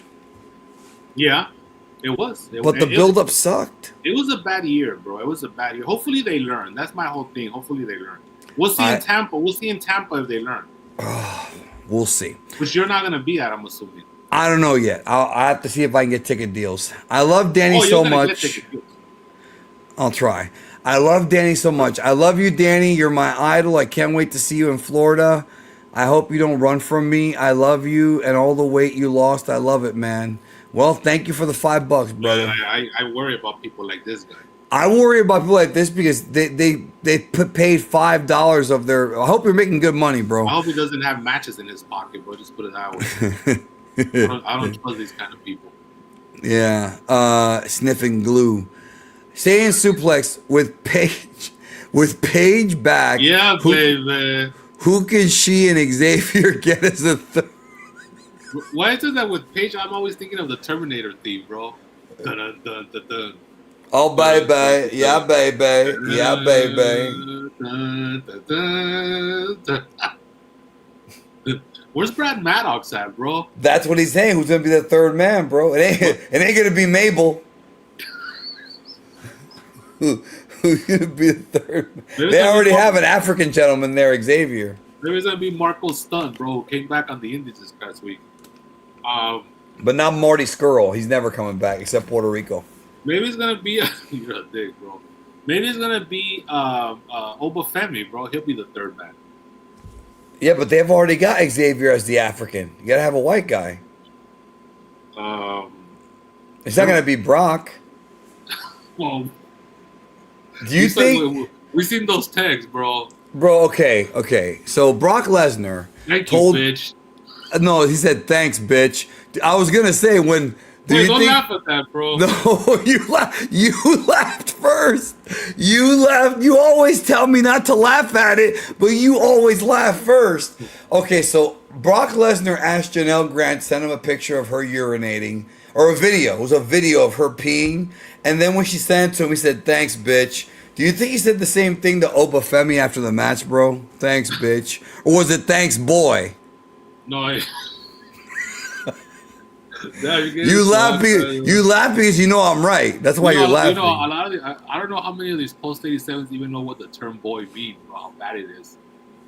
Nope. All these sheltered post 87s. Do you guys in the chat know why a white man calling a black man boy is bad? Do you know that? A serious question. Not because you saw it in Blazing Saddles either. That movie, bro. All right, Slick say, ignore my last. Seems the convo's moved on from it. No, brother, we get all of them. Mandrake said, would you have been less pissed if it was Shane? That's a great question, bro. You know what, Mandrake? That's a great question that really goes into the psyche of Danny. I want to hear this answer. If Shane went in above AJ, yes, I would. It would have been the same. They had AJ's greatest WrestleMania match together, bro. That's true. They should have gone in. Maybe they'll both go in together one day for the match. Better than Adams. Better than Jericho's. Brother. Better than Nakamura's. What about the fact that Andre Rusimov's daughter is killing Kellogg's without you bringing her up, bro. What do you mean? She was at the Hall of Fame. How can I not bring her up? By the way, Montez. I thought you had a lot of tattoos. Oh, go ahead. I'm sorry. Montez Ford stopped eating Kellogg's. It looks like he got himself in shape at the when he came back. Yes, he did last night. Now his wife, however, looks like she was killing Kellogg's. I gotta tell you, she's pregnant, bro. She has that right. I know, but I want to tell you something. She has Chuck Liddell's stomach right now. Well, okay. I want to tell you something that a friend of mine texted me. I'm not gonna say which friend, but you can figure it out. It was Stephanie McMahon, bro. That was the friend I was texting. During WrestleMania when Bianca came out. Now this is fucked up. It's fucked up on several levels, but it didn't hit me how fucked up it was until like a few minutes after he sent it, or she. They sent me a text and said, I wonder who they didn't have a propeller in their head, did they? They didn't have it in their lives. No. They wrote the following. I wonder who the dad is. That is mean, bro. That is mean, isn't it? Maybe it's Brad Maddox. That is me. Hey, I'm not gonna tell you who I text. All I know is that we're not going to be doing a show one day and the phone's going to ring, Tony Khan. That's never going to happen, bro. That's never going to happen. Because anybody who I have in my phone who's a private contact, their actual name isn't in it, bro. So, Yeah, but yeah. This is Michelle Trojina. Wait, who? Wasn't it Michelle Trojina? He sent me a text tonight. I got to get back with him, bro. I missed this responding back to him. Super the Great One. Hilarious that Triple H didn't make a single appearance on either night of WrestleMania. You know what? That's true. He knew he would get booed and his fragile ego couldn't handle it. What do you think? Well, he does course correct, bro. I like how with the Marks, like nobody could ever win, bro. If they stick to their plan, they're bad people. If they course correct, they're bad people. Like Cody, you're trying to figure this out. You know, first of all, the Pat McAfee thing wasn't even his fault, so we can't blame him for that. It was pushed upon him. That's right. That's right. And then now he got out of it, bro, he's gonna take all the heat. But he knew that when he accepted the job, he's gonna take, good or bad, he's gonna take all the heat. Yeah, maybe Bray Wyatt. Bray Wyatt's not texting me anymore, bro. Huh? No, he's saying maybe Bray Wyatt's the one texting me, but Bray Wyatt's not texting me. That would freak me out, bro. That would be a Twilight Zone episode. Yeah, that would be a movie, bro. So, okay. You want to talk about night 2, which was a lot better? Yes. So, I want to talk about Brock Lesnar acting like a female, bro. Very female-ish. What is that popping, bro? I mean, like, I wasn't expecting you to say that. Go ahead. Bro, you have the floor. I'll shut up. The crocodile tears were not necessary, bro. Especially because he couldn't work himself all the way up. So it was like a half and half, acting like a female and then not acting like a female. And it was just weird. Like, why are you laughing, bro? Because he was trying to pump himself up to like really cry. To make himself cry, yeah. He couldn't do it. And then also, brother, those boots took forever. Like, you know what's going through my mind when I'm seeing the boot gimmick, bro? How much time he's taking away from my boy Penta Alcedo Miedo by taking his sweet-ass time with those boots, bro. Like, me and you have shoes. Well, you never wear shoes. You wear, like, those Samoan chancletas, which would have been easy. You could have just flicked them off. And that would... Like Matt Riddle. But me, I wear, like, slip-ons, so I would have just flicked them off. This motherfucker had the ones where you put the laces all the way to the top, and he's taking his sweet ass time, bro. And I'm like, motherfucker, man, here we go with this shit. So that was interesting. Now this is what pisses me off, bro. Stephanie McMahon and the Marks piss you off. What pissed me off was when the Marks are now saying that was a shoot. Bro, there was camera shots set up for this motherfucker everywhere. How was that a shoot? Like, if it was a shoot, it would have been all disjointed with the camera setups. They would have had like a commercial ready to go. The micro things would have been off. This was a work, bro. Like, everything was planned. Whether or not he retires, I don't know. But this was planned. It wasn't. I think when they say it's a shoot, I think they mean that he's actually going to be retiring. Which no, because there's people saying that he made the decision in the spot, and that's bullshit because they had camera setups to capture the emotion. Yeah, no, I don't think that's what happened. I don't even think it's really his retirement. It's very unprofessional, first, and Brock knows this because Brock's a team player. It's very unprofessional for somebody to do that on the spot like that because you're fucking up. See, these Marks don't understand how camera production works. You're fucking up the entire show if you do that. You know, so. But that was cool, and also I like the match. I mean, as you know, I said on this here that was the finish that we expected. It wasn't as explosive as we thought, but it wasn't Goldberg Lesnar from WrestleMania 2000 whatever the fuck. It was the right finish at about the right time, but I do agree it's not exactly. Here's what I told people after the match. It's not exactly what I thought they were going to do or what I wanted them to do, but it was close enough to where I can't really complain. Oba beat him clean. 1, 2, 3 in the middle. I was hoping powerbomb, folks, not 3 or 4 like Danny wanted. I was hoping that after the F5 he just popped back up, but he was up on his knees, so that's still fine. Then the choke slam, then the powerbomb, 1, 2, 3, and then Brock, this it was done. But I don't think he's retiring yet. I think what they're doing, because the way that Michael Cole was selling it, the way it just came off very hokey. I think what they're trying to do is they're trying to get this guy to become a babyface because Gunther's going to tell Paul Heyman, no, I want to retire Brock at SummerSlam in Minneapolis, in his hometown.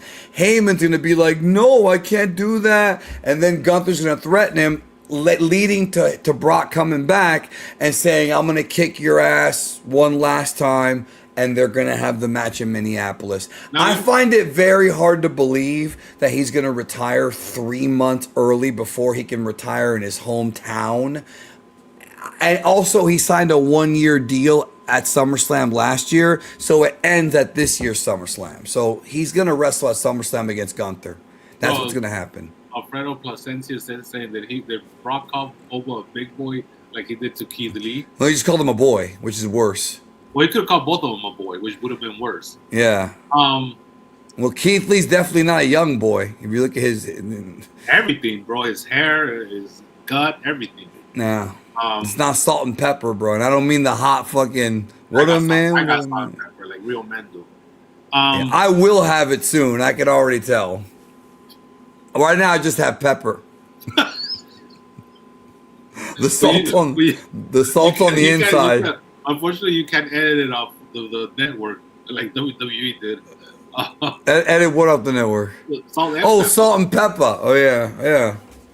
We saw it, though, on this show. Bro. So, anyways. But the right guy won. Oh, that's an understatement of the night. And he cut a great promo on Raw earlier tonight. What do you mean? He just said, I'm bad, or I'm going to... I was pissed at that, bro. And he dropped the mic. I thought that was enough. I liked it. That's fine. So what's next for him? Remember, we talked about the follow-up is important. I think he should win the King of the Ring and wrestle Roman at WrestleMania. I'm sorry, at SummerSlam. Which I'll be at. Which I don't know if I want to be there now. Well, I thought you just said you are going to be there. But do I want to be there?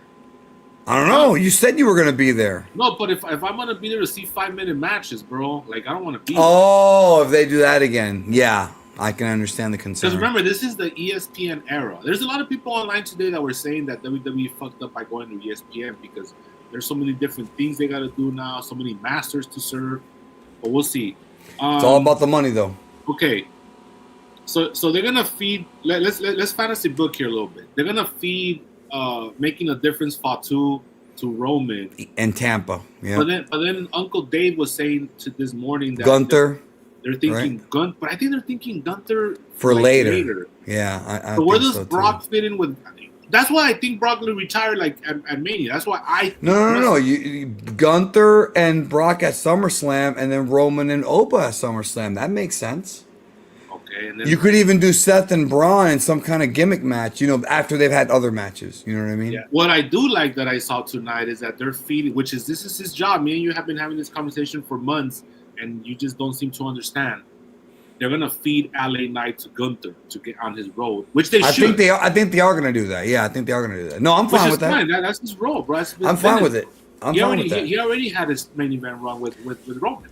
Now, but what's the long-term plan with Gunther? Is he going to eventually be the top heel, or is he going to be a guy who's going to be an attraction as the career killer, as he calls himself? I don't know, bro. Like, it would be nice if we found an up-and-coming babyface. And by the way, folks, let's make an announcement right now. Javon Evans' winning streak officially came to an end on his first WrestleMania, bro. This is the second one. No, first WrestleMania. So Tyrese Gibson or whoever it was that Tarea, wherever you're at, homework or whatever they call you these days. Yeah, bro, you were wrong. Sorry to tell you. Like Sid Vicious, the Hall of Famer, would one say. Up and one down. That's what I see it with. And then he did the job today to All Eagle. Ethan Page. Yeah. Did you like the ladder match? Yeah, I thought it was good. It needed another 2-3 minutes, but I thought it was good. It was really good, actually. Yeah. Okay. So the first hour I'm in, right? Fuck yeah, here we go. They're gonna, Brock. Not a great match, but they didn't have to be. It was a great story. Yeah. Really and then we have Trick Williams. Match was good, right. And then it went back to the bullshit. Then Trick Williams, Sami Zayn. Which they needed at least 12 to 13 minutes, bro, to tell the story they wanted to tell, to get this fucking guy over. They got 7 minutes. The moment I saw them, because they were sprinting too. The moment I'm like, fuck, here we go. They're 2 minutes in. They're already doing their finishers. All right, whatever. And so I didn't like that match. It was nothing. It was a nothing match. But Trick Williams did become. This was cool. What? Penta becoming Shao Kahn was cool. I was just saying that. Yeah, but that was part of the greed, though. He didn't want to do that. They made him because they were. Oh, I thought he wanted to do that. Okay, never mind. They was promoting Mortal Kombat. Did you see all the Mortal Kombat shit? I did see that, but I thought he was okay with it. It's fine. So yeah, Trick Williams, the U.S. champion. I agree. It should have got more time. It really should have. Because Sami Zayn's a great worker, and him and Trick is a good worker too. They could have had a good match, like a really good match. I was looking forward to this one. Oh God, I was so pissed, bro. And then what was the fourth? Demon match? Finn Balor against Dominic Mysterio. Very by the numbers. It was very by the numbers. Match. Yeah, Dominic came out with all the luchadors. That was a cool entrance. In the King 95 throne, bro, or whatever. No, that's the SummerSlam 90 Randy Savage one. Remember, the WWF is going to go to Heist to get a new story. Disrespect for the Macho King. They put the work sweat on him, bro. That's what bothers me.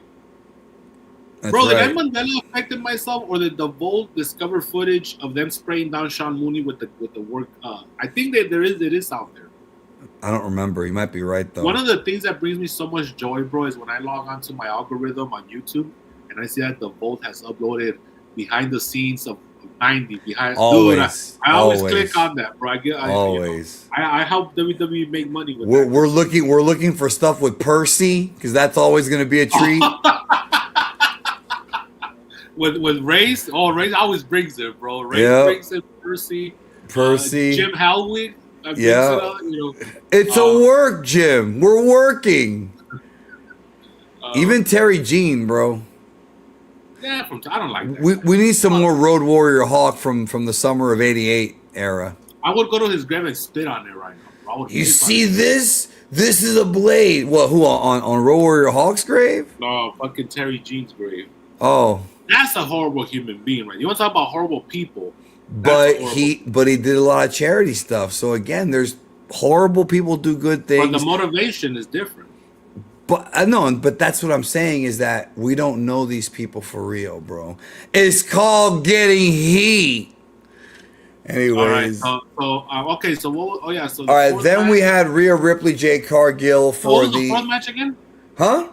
1, 2. What was the fourth match? Oh, the Demon. The Dominic and Finn. And it looks like Finn is back to being a babyface. Yeah, he is. But it's been that way for a while since the betrayal.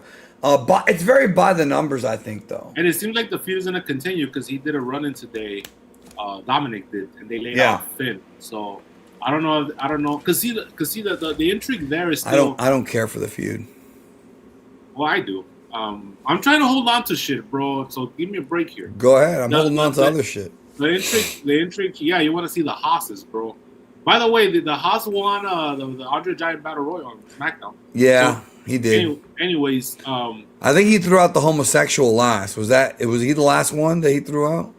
No, he tripped on Garganus, bro, because he's cursed. Remember? You didn't keep up with the storylines, bro. No, I know he's cursed, but I just forgot who it was. Oh, no, it was Alice. Who was the last guy that he threw out? He threw out one of the... Because remember, much like you, everybody backstage thinks that the Haas's are draw money. So it was Otis.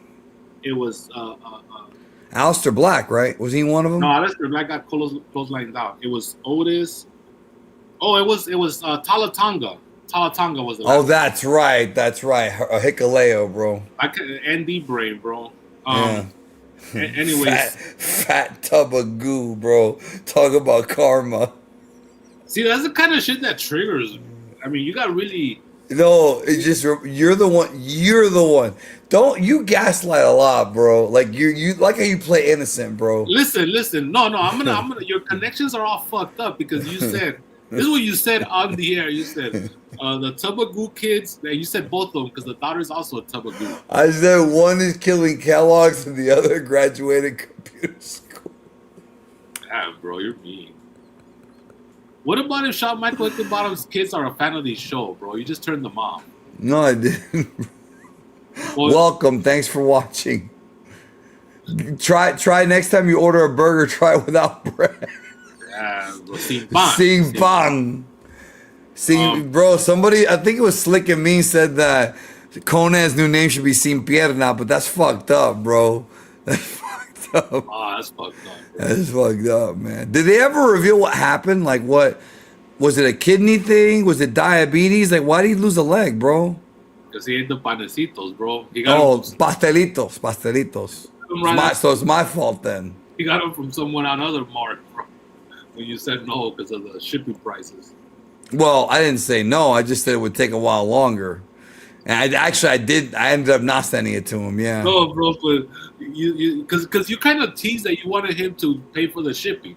Like you were still gonna send him. I wanted him to pay for the shipping, but he offered to give me tickets to a show that was free, but I didn't know it was free at the time. He was trying to work you, bro. Yeah. AAA, when it was called AAA USA first, right? Something like that. Yeah, and then it was called Lucha Underground. Did Shawn Michaels' son have Chipotle stains, bro? Bro, that was gonna haunt you forever. No, I don't care. You somehow twisted it into it being Tony Khan when he wore the black sweaters. No, it wasn't the burrito from Chipotle, right? Oh, it No, was. the burrito, well, from Chipotle is what, yeah, I ate it. But remember, I said it last time, bro. It's two stories. One was the food landed here and I changed my clothes, right? And nobody noticed. Remember, and you popped at that because you're like, nobody noticed. The other story is that I went to the job interview with the shirt that was dirty. That's two different stories. And the lady just dismissed you on the spot. Well, she basically pointed out that my shirt was dirty and it was very embarrassing. And I from then on, bro, I never made that mistake again. But I was young, bro, and stupid. You were like 25, bro. You weren't that young. Let me think. Or maybe I think I was 25, 26, something like that. I don't know if you could throw the young line of that at that point, but whatever. At least Blake Monroe 69 loves you, bro. Bro, how many accounts? This is Frente de Viste again, bro. Like how many accounts are you gonna make, bro? Draven, was not even original, bro. Blake Monroe 69. Well, neither is the fucking Nia Jax fucking. Remember the Nia snacks? Like, okay, listen, bro. Frente de Viste was funny. Okay, yes, it was. That was the funniest one. But here's the thing. Here's the thing about people who make alt accounts. Like, how do you have the time, bro? Because I deal with that on social media too. These motherfuckers get blocked, so they make another account. They make another email and another account, which takes like fucking 25, 30 minutes just to talk more shit. I'm not talking bad about like Blake Monroe in the chat. I'm saying, like, people do that shit, and I don't understand how you have that kind of time to make fucking alt accounts all the time. That's loser shit, bro. That's what losers remember do. in the F4W board, people had to pay to make alt accounts, and they would have like two or so the one Rican Arab had like 5. Yeah, thug nigga, bro. So that's no, you can't say that word. You can't say that. I said NIJGGA. Doesn't matter. They're gonna get mad at you now. It was in part of a story. If we show them what his profile picture was, that'll really fucking get him riled up, bro. So anyway, Rican Arab, bro. Sexual predator. Look, Slick and me. Oh, he remembers the summer of Samson.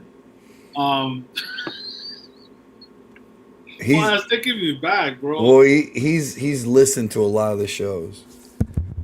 Oh no, Eternal. Yeah, me and Danny have been talking about it. We talked about it, I think, last show, bro. But also off air because it is an eating disorder, and No, we talked about it on air too. We did a little bit. I specialize. Well, I haven't worked with that population in a while, but for 2 years I was a director of an eating disorder residential, so I know all about that shit. So, do you know what eating disorder she has? Well, we don't know. It could be restrictive, or it could be binge and purge. We don't know. Okay. Probably restricting. And how did she end up? Or I mean, you probably don't know, but she developed. She talked about it. Yeah, she said because she felt pressure, which was fucking weird. Because the thing about eating disorders, boys, that they're attached to a lot of shame. Right. So nobody. Girls don't typically. Guys have it too, by the way. Right. They don't talk about it because there's shame attached to the eating disorder. And the fact that she's talking about it publicly is weird, but it's fucking good for her. Buddy Murphy semen diet. Because I said last time I said is Buddy Murphy the Remember, reason. he twisted his way back in February of last year, and we haven't seen him since. Just like Kevin Owens, bro. I haven't seen him since either. Yeah, but he had surgery, bro. So Rhea Ripley, Jade Cargill. Speaking of which, okay, for the women's title.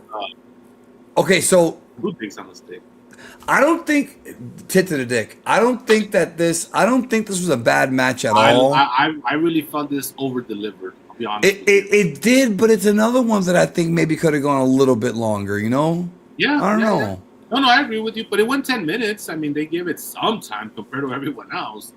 Also, it was their way to giving Io Sky like a little, participation trophy. She went out there and fucking did her wacky shit, moonsault. And the acai moonsault, and right when the kick was coming, the finish was great, bro. I really liked this. She went for the riptide. Jade Cargill got out of it, kicked her, went for her finisher, and then Rhea slipped under her, pulled her arms up, and got her in the riptide. That was one of those great finish reversals that's the shit I love about wrestling. One of the things I love about wrestling is when you have a finish that's creative and unique. What I don't like is rock bottom, F you, rock bottom, F you, and then finally one does it. I hate that shit. I like it if it's more creative, folks. Be a little bit more creative with your finishes. But here's the thing, WWE never. When was the last time they were creative? Well, I'm gonna say something right now that might be a fucked up situation. Although I did like the main event of night 2. I thought it was somewhat creative. We're gonna get to that. Here's why. Every single WWE and AEW main event has a ref bump. That one didn't, and I feel like that because that one didn't have the ref bump, that's actually creative. So yeah, but WWE has the same. They use each other's finishers. Yeah, but the match was still good though. Oh, the match! That's one of my favorite matches in a long time. I love that match because it was also telling a story, bro. Yes. Because ultimately, you want to talk about it now? Yes. Go for it. I love this match, bro. This match didn't make up for the whole weekend, but it made up for a lot of it. It was a great way to end the weekend, and surprisingly, no shenanigans, no Dwayne, no double turn. I mean, I liked it too, but I was expecting some kind of shenanigan, like some kind of story. When they did the double clothesline spot, I almost became an Oracle again. Remember that spot, bro? They did the double clothesline spot, and they're selling for a while, and they have all those camera shots. But you said that's when they were going to have somebody come out, remember? Yeah, well, DJ was going to come out during that time. Dewey, bro, Dewey. It's both, bro. If you watch fucking other media other than cartoons, you would know this shit, bro. And it's your job to know as a fan of the business. I love my cartoons. Yeah. So DJ, he was in Vegas, but he wasn't at the show. He flew out, I think, earlier in the day, and that's when we kind of. But sometimes that's bullshit rumors too, so you don't know. That's right. Is Logan from the future in the house? Oh, that's him, bro. It's his new account is Occult Knowledge. Yo, what up, Logan? finally, some reason into this chat. Who's hotter, Jade or Rhea? The answer is no. The answer is none. The answer is the Manuela. Manuela right here. Yeah, that's this. All right, Slick and me. I like how you had to explain it to all the marks in the cheap seats, bro. Yeah, that's right. Remember what Les Thatcher taught us, bro. You don't punch like. Well, you don't punch like this. You have to rear back so the guy in the cheap seat sees it, bro. Just like when you're covering when you get poked in the eye, you can go like this, right? Or you can go like this. Bro, why don't you remind the people what Logan Wade said about our show, bro? He said many things. He said we know more than Dave Meltzer, which is true. That's true. If you combine both of us, it would be yes. Because I don't think Dave. We'd be more ND and we'd weigh more. Dave is not too dialed into TNA 06 to 2010, I don't think. No, and he can't read every Royal Rumble, three Rumbles. Who knows, bro? No, he can't. Basic arithmetic. But he knows more about Pop Bosh than we do. That's the thing. That's true. That's the last good promoter, bro. Last good guy. The haters for the Hall of Fame, along with Neil Riggers and Nate Figa, when we make our debut in Juggalo Championship Wrestling. That's kind of an inside joke, but not entirely. So he wants to wrestle for JCW as Neil Riggers. What do you think about that name? That's cool, but don't be slick. I respect you, even though I don't know you, so I probably don't really, but don't be bringing inside jokes to my show, bro. Well, that's not that much of an inside joke. Neil Riggers, I mean, that kind of tells itself. Is this guy a white dude? No, he's Puerto Rican, bro. Oh God, never. Well, he's half Rican, half Mexican. Because so I wanted to give. He's one of your people, bro. He's half Mexican. I wanted to give him the vanilla gimmick where he wears vanilla and he drives an ice cream truck. Okay. He can't pull it out because he's not white. I mean, no, but he might be vanilla. No, but if we watch a movie like Friday, we've got, Big Worm, aka Big Perm. He wasn't white either. Don't make me have to fuck you up, Smokey. Remember what he said, bro? He said, what did he say? He said, he by said the way, a lot of things, bro. No, he said, be playing with my money is like playing with my emotions. I want to show you a clip that I found. I forgot to show you, bro. I have a clip of Obafemi before he came to WWE, bro. I forgot to show you this before. Un taco. Ooga, ooga, ooga, chaka. Ooga, ooga, ooga, chaka. Hold on. Don't get us in trouble, bro. No, I'm not going to get I'm not going to get us in trouble. I'm not going to get us in trouble. This is Obafemi before he came to WWE, bro. All right. Oh, God.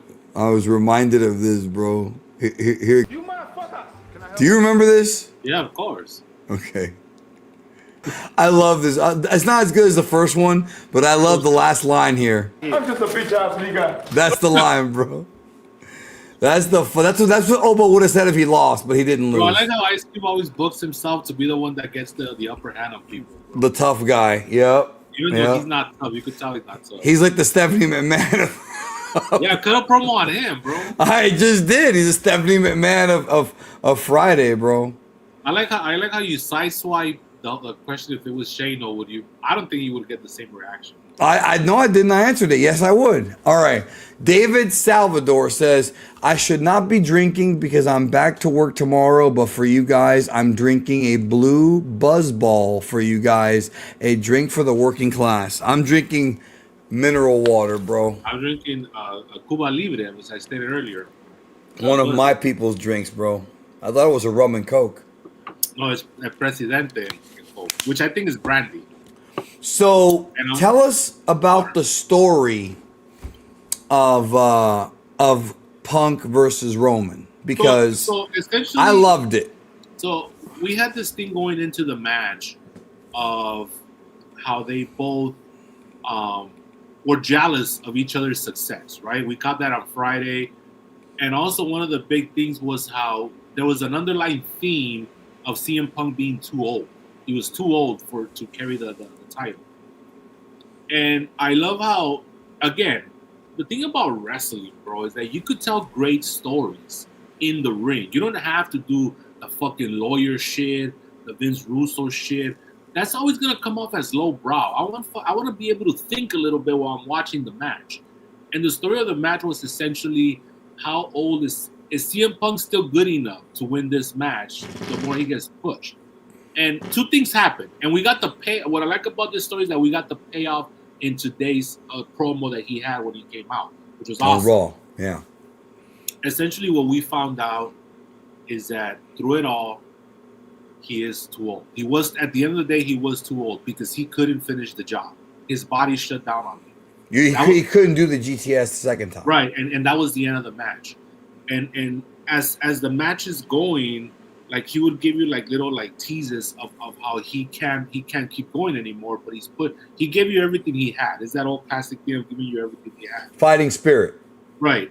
And what I like about it is that at the end of the day, he knew that Roman was right. At the end of the day, he's got his legacy. He's got the people behind him, which was Roman was jealous of to begin with.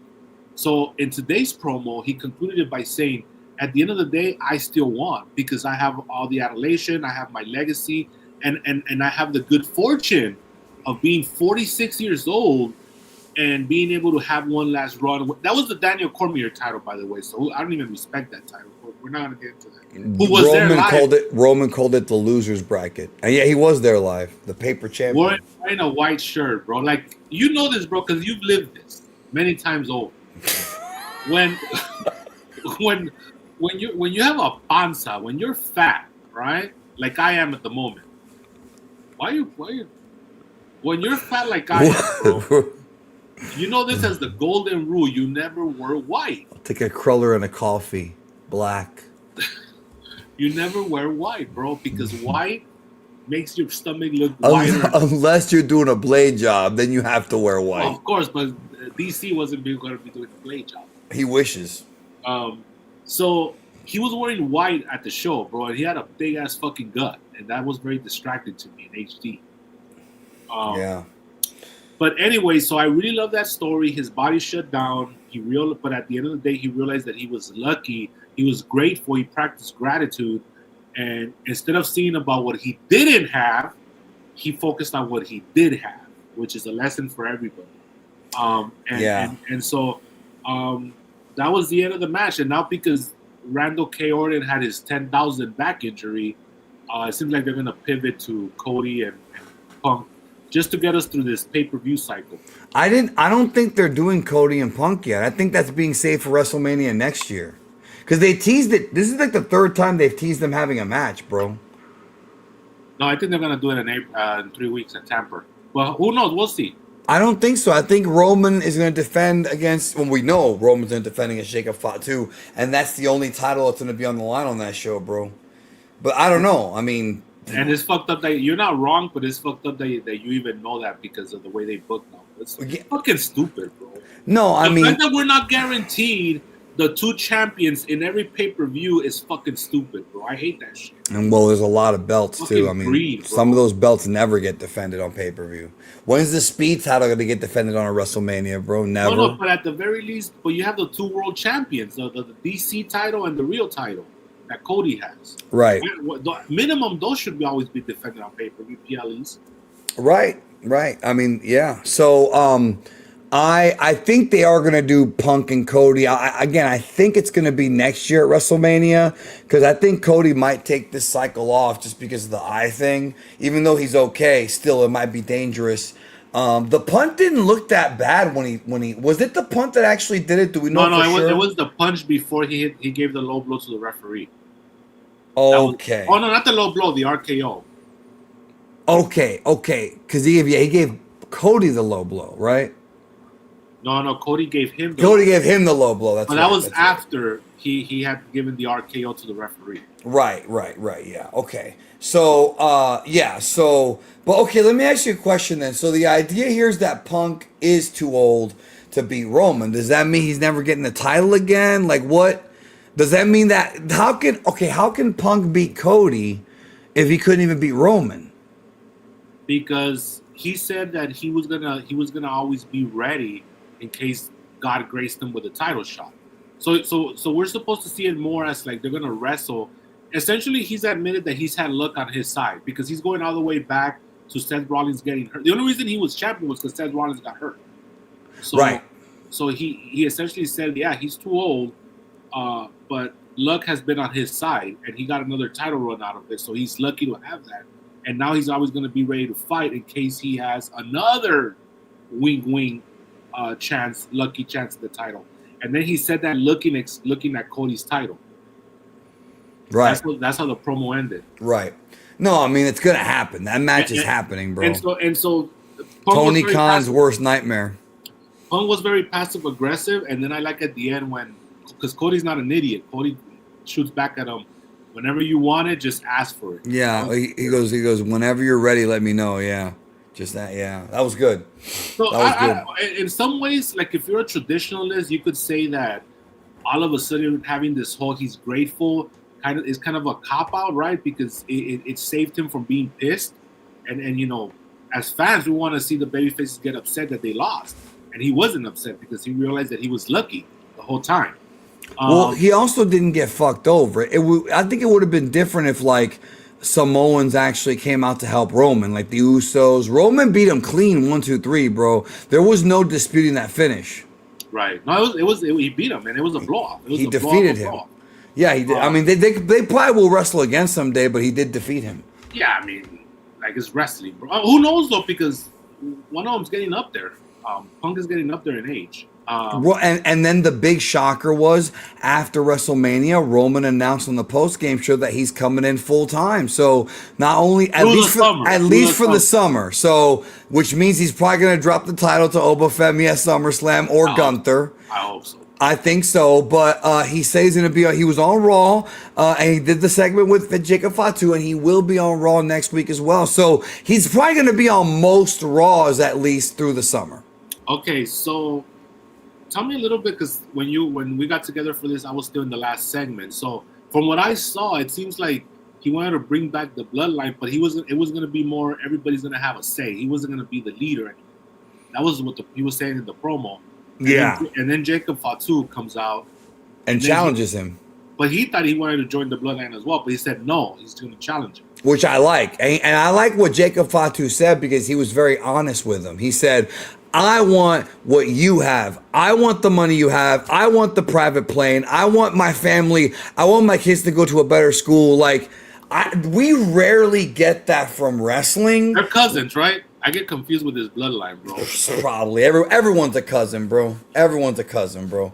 But, even Roddy and Owen, bro. They're cousins. Yeah. I didn't understand why there was a Japanese man up there, though. Why was Yokozuna up there, bro? Like, bro.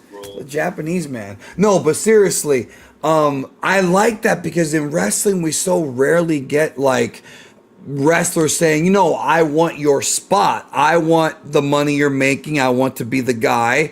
And he was very honest, and that's admirable. Like, yeah, you're a competitor. You're here to become the number one guy, which is not just bragging rights, but it's the best situation for your family. It's capitalism, but you're also an athlete, so you have to win. And this is obviously in the universe of WWE. So I think the story made sense. And Jacob said, it doesn't matter if you're my cousin or not, bro. I don't give a fuck. I got my own kids. That's and right. I like that. It was good. I like it. Yeah. And it but it's very basic. You don't have to add anything to this feud. Maybe a little bit more talking, but that's it. Well, that's what wrestling should be, bro. Why does it have to be anything other than basic? Like, I think with these characters, this certainly should be basic. You know what I'm saying? And so what else was I going to say about this? Oh, I also like how it makes sense, because Jacob did just go through a top contender in Drew. He just beat somebody that has credibility, former champion. Surprised me. So really, he's gonna make Highlander without Clancy Brown. So that really was good, because he should be the number one contender. Because a lot of times, and this goes back to the stupid ass like Russo philosophy. A lot of times they just plunk out a challenger out of nowhere, and they haven't even set them up to be a challenger, and it's fucking stupid. You mean like 2 years ago when Cody won WrestleMania and somehow they shoehorned AJ into there like twice? Remember that? Yeah. We talked about the first time that I saw that, right? Where they started doing that. Ever or during this run? No, ever. Like when they started really going up against like traditional booking philosophy. There was WCW, right? No, it was when Luger?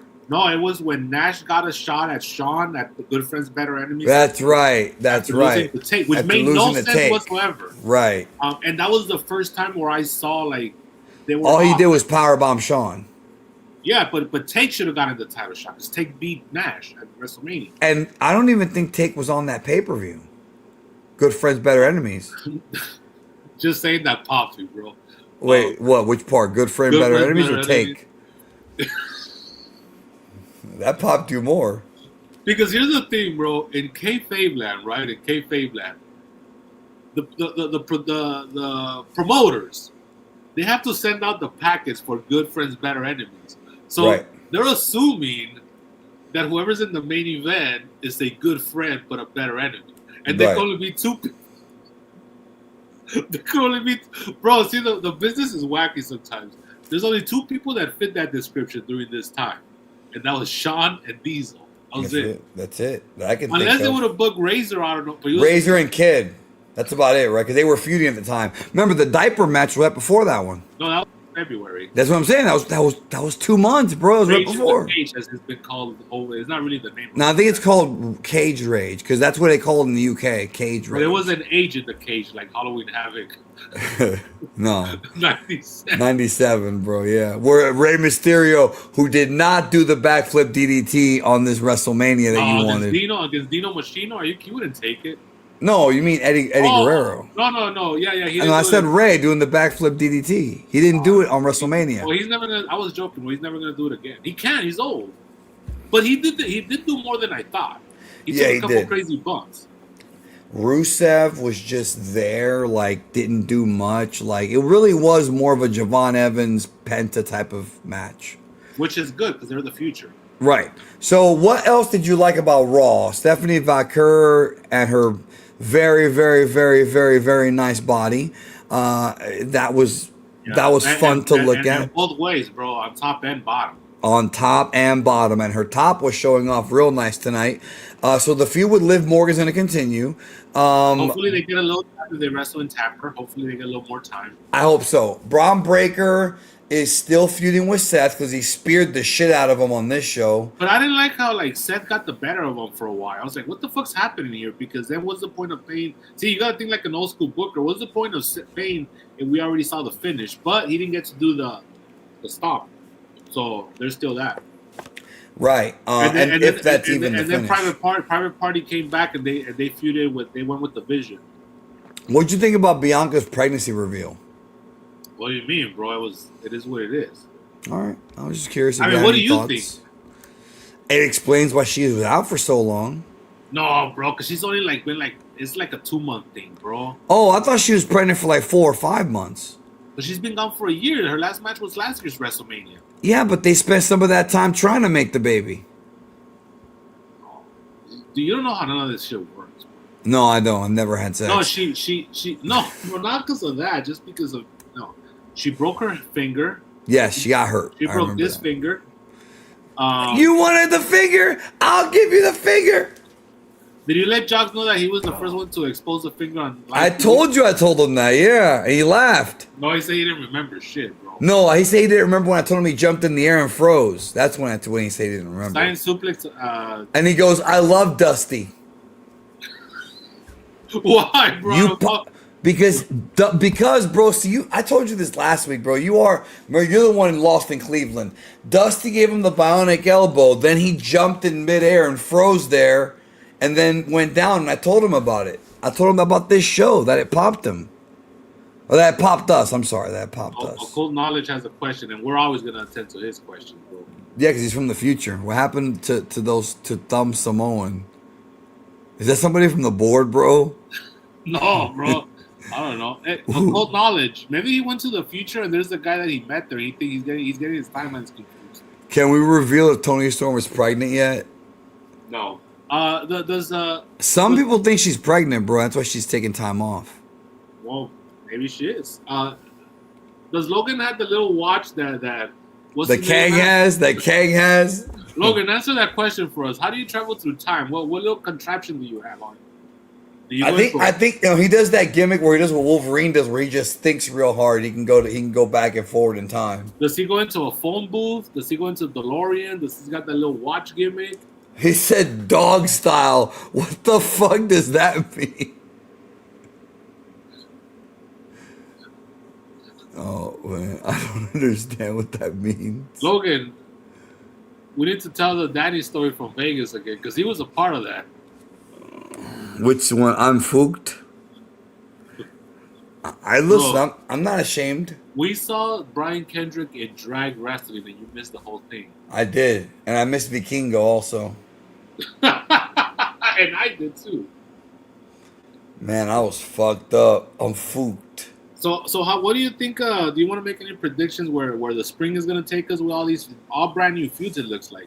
Yeah, Fatu and Samoleon Jones. Not Samoa, the other Samoa Joe, bro. Yeah, Joey Anoa'i. Joe Roman Reigns Anoa'i.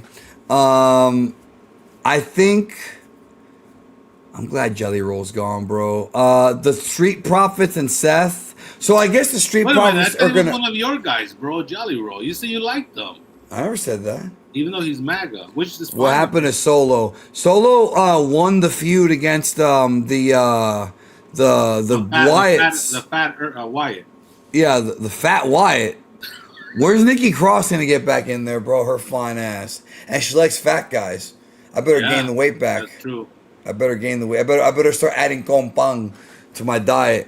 No, yeah, the fat Wyatt, bro. But there's two of them. Well, there was two of them. Now there's only one. No, there's only one, which is what happens if you stay fat. So change that. But what happened to Solo? That's mean, bro. You're mean. He got killed by his son, bro, in the 7th movie. Yeah, you popped for that one, bro. That was capital letter Danny. I missed that, Danny. Hogan Reigns. Yeah, well, capital letter Danny didn't come back, but I did hear some things. That's the one where you kept on saying over and over, he gets nuclear heat, bro. You love that phrase. You overdid that phrase like. Did I really? You never told me that. Like the WWE Universe phrase got thrown around by that company. Nuclear heat. Nuclear heat. Who did I get that from, bro? I think I got that from Bruce Pritchard or one of those guys. I think it was Bruce says the drizzling shits. That's the way he says, bro. The drizzling shits. But you kept on because you had a erection for Kylo Ren for many, I would say years, bro. Years. It was years. You should be embarrassed about it. I love that character. I went to the movie theater to watch that movie, and I brought the Kylo Ren toy lightsaber like a little kid, bro. And when he came out at the beginning of the movie, I was like, yeah! And I raised it up like a little kid, bro. It was great. Were you in a wheelchair? No, that was only once. Like a little fellow, bro. No, the story that I can't tell is the one with the guy in Plant City, bro, that you love. The Archie Bunker guy. I don't know why you love that story so much, bro. No. Is that the best one? That's the best story? So this is at Force Awakens, bro? You took a lightsaber with you? Yeah, I did. But you were already over 30 years old at this point. Yes, I was. I was 31. I had the Kylo Ren lightsaber, bro. I was into that character. But the irony of that... Remember when he killed Max von Sydow at the beginning of the movie? Yeah, man. And he stopped. Remember, he stopped the gimmick, bro. Yes, he did. But this fucking awesome. But this is where your ignorance lies. The irony is how much you looked up to a very flawed character. I didn't look up to him. I just thought he was awesome. What the fuck? But he wasn't awesome. No, he was great. He's a great character. Bro, in the first movie, they show you how like he can't regulate himself. But that's why he's a great character. He's interesting. Remember, he fucked up the control room. Yeah, he smashed it. And then you say you've done that a few times. You said that came out of your mouth. Yes, I did. What? Well, not a lightsaber. Not with a lightsaber, though. What girl? Whoa. Bro, I miss that era, bro, because, like, yeah, you did say, and then you said, I like this bastard. That was another... No, I like him because he's an interesting character. Why is that so weird? Like, what, am I only supposed to like good people? No, it's a fucking movie. Can I enjoy the villain? But it wasn't even that you liked him, bro. It was I did like him. But you were comparing yourself to him. That was where it gets weird. No, I can relate to where he was coming from. Look how old you've become. Something far worse has happened to you. Oh, man. I know where you come from, and you cannot escape your family. You're so right. You know what? Part of me, I wish that I was able to like have that childlike mentality at times, bro. And I just can't. Because I always come back to reality. Like, what the fuck? Like, this is ridiculous. But it's a movie, bro. You're supposed to have fun at the movies. But right? Yeah, but you leave it at you don't go around saying that the character reminds. I mean, I don't. I've never met a character that reminds me of me, so I don't know. Well, I didn't say reminds me of me like every aspect of my character. I can just relate to the guy. But I actually can't relate to him all that much after we found out the real backstory, so what can you do? It's weird because I don't know if your brain would lose. Oh, shit, play it, bro. How old you've become. Can you hear it? Something far worse has happened to you. You know what I've come for. I know where you come from. I know where you come from. Before you called yourself Kylo Ren. We were 3 years Skywalker. We know you found it. And now you're Going to give it to the First Order. The First Order rose from the dark side. You did You not. did not. I'll show you the dark side. You may try. But you cannot Rest in deny peace, the bro. truth. That is your Adam Driver? You were so Man, right. Max von Sydow.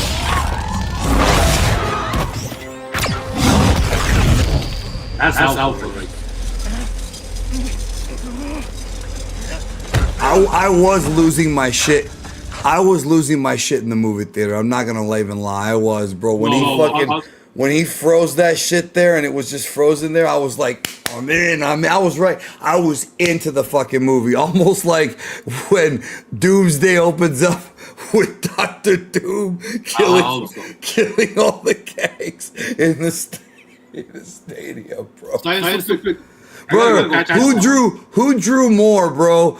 The Kang Dynasty in that scene or WrestleMania this past weekend, bro? Were there more than 106,000 Kangs in that arena, bro?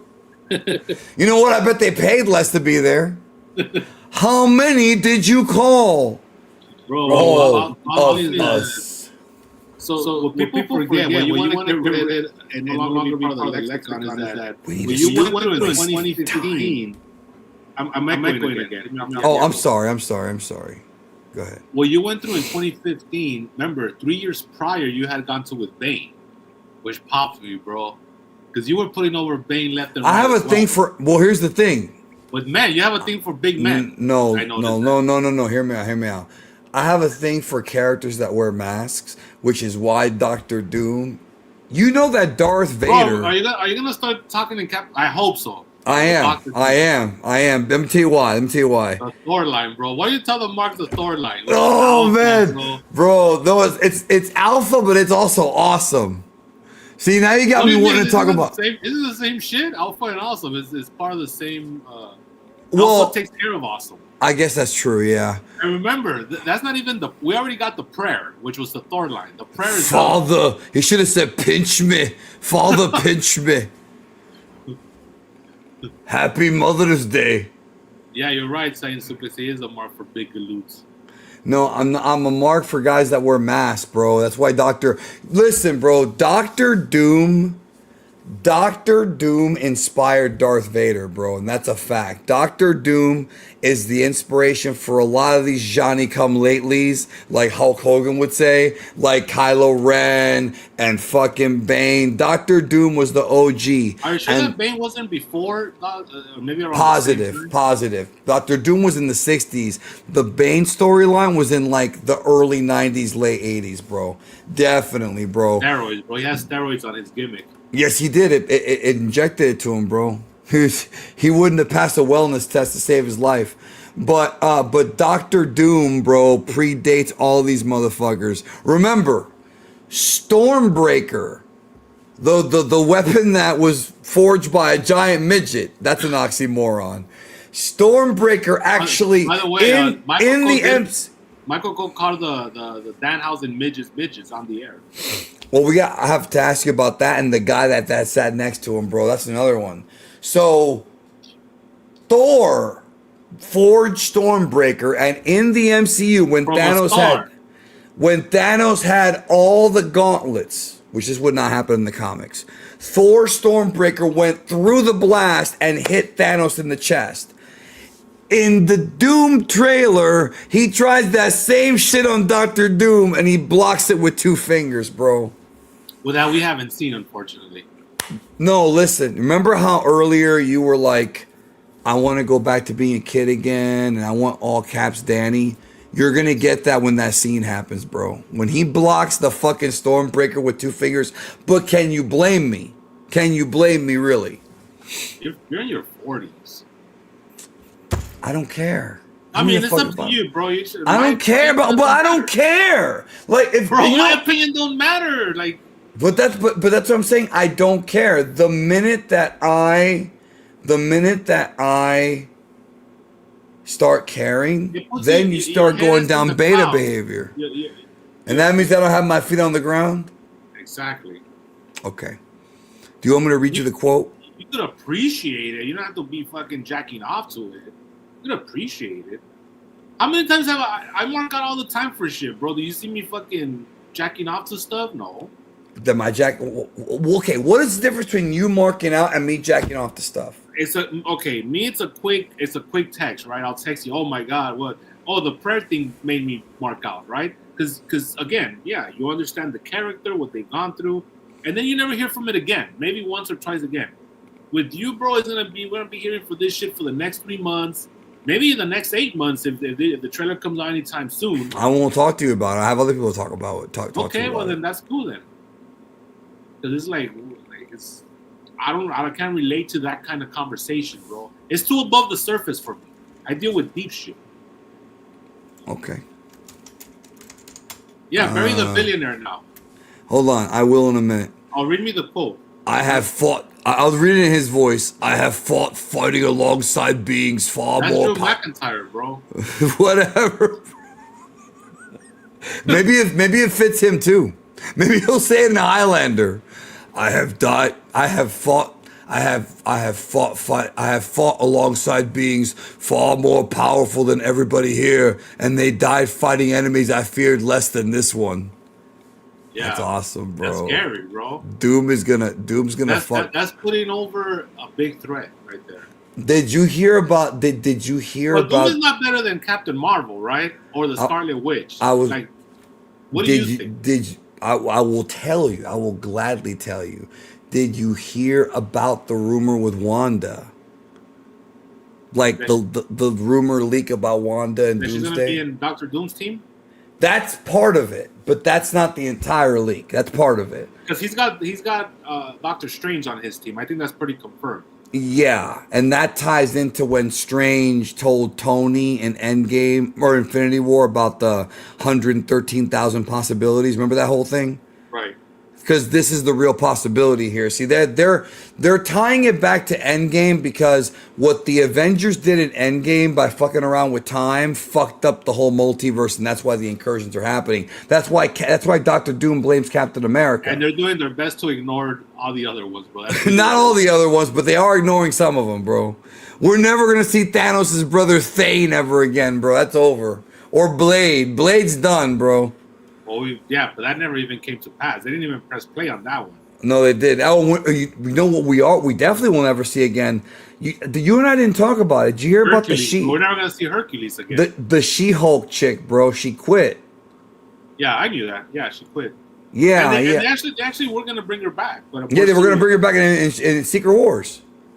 Yeah, so they could just get another bitch, bro. Why she quit though?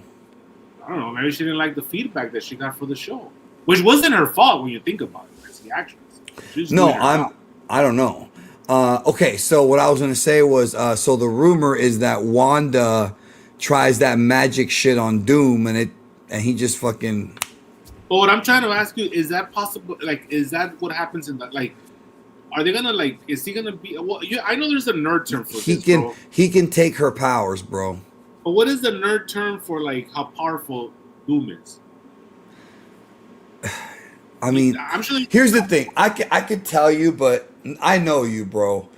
The minute that I tell you, I already know what's gonna happen. I'm gonna tell you, and you're gonna say virgin shit, bro. Fuck that.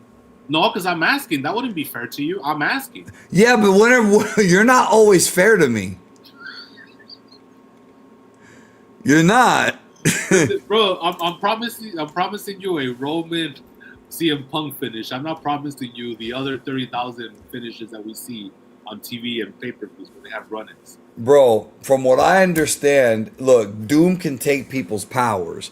And from what I understand, he's going to take the power. He's going to take Wanda's powers, maybe even Franklin Richards' powers. Remember, by the end of this fucking movie, this motherfucker is going to create a brand new planet, a new universe, and everyone's memories going to get wiped except for the ones that weren't there.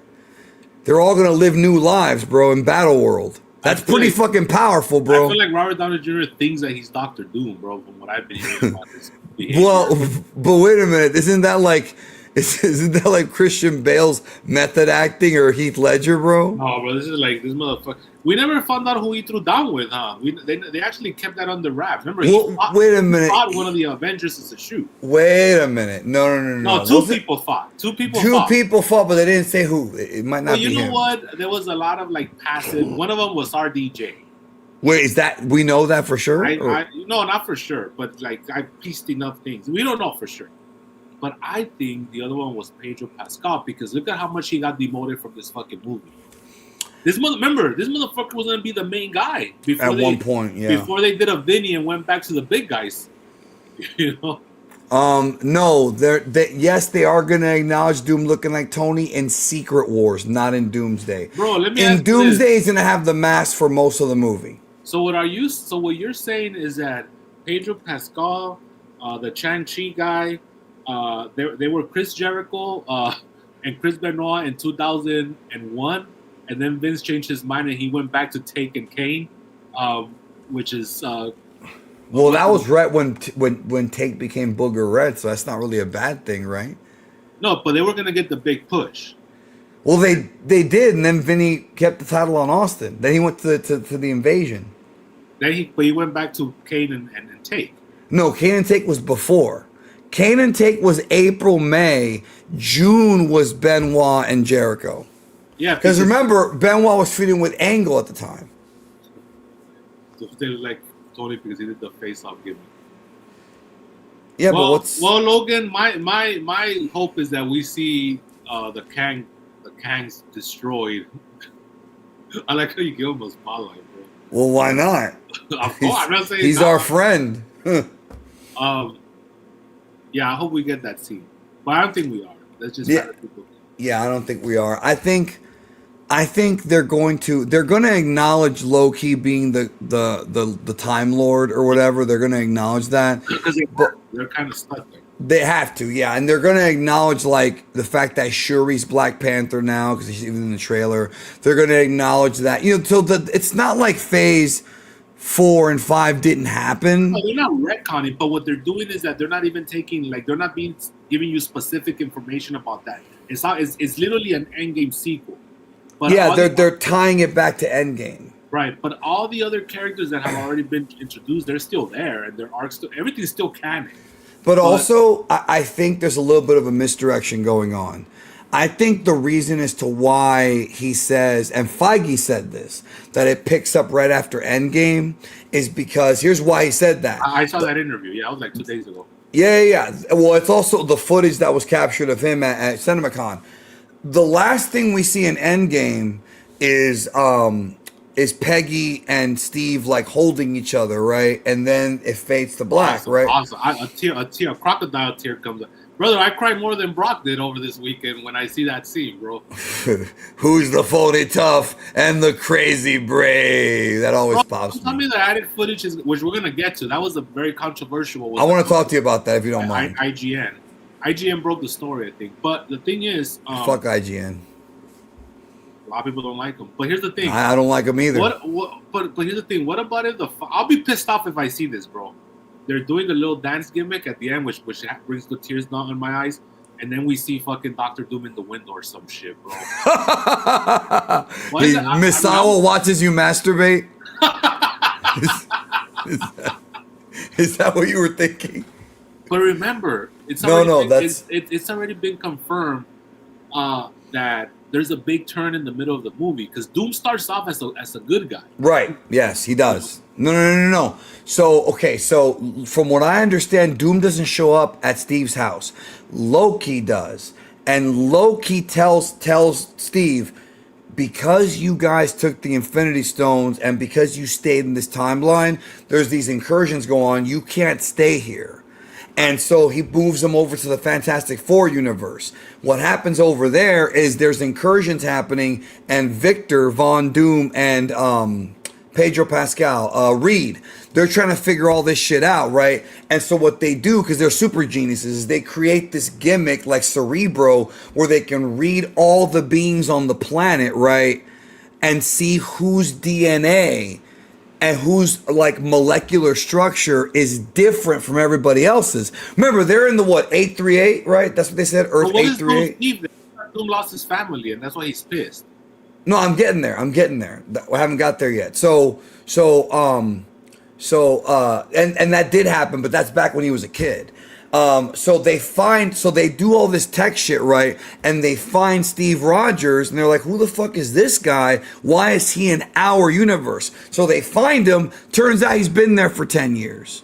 And then that's when Doom recruits him and says, we need you to help us stop all these incursions. The whole gimmick of the movie, from what I understand, I don't know everything, is that Doom in his own mind thinks that he's the only one that can fix everything, because what he wants to do, bro, because what he does is he's trying to tell the good guys, oh, I'm here to stop all these incursions.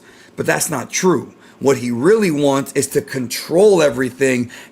He does want to save their lives, but under his control. So while he's got Emperor Doom, he wipes their memories and gives them all new lives. And that's how the movie's going to end until we get to Secret Wars, when they're somehow going to get their memories back. It's going to be a big fight. It's going to be like Wanda and WandaVision, where she fucks with people like that.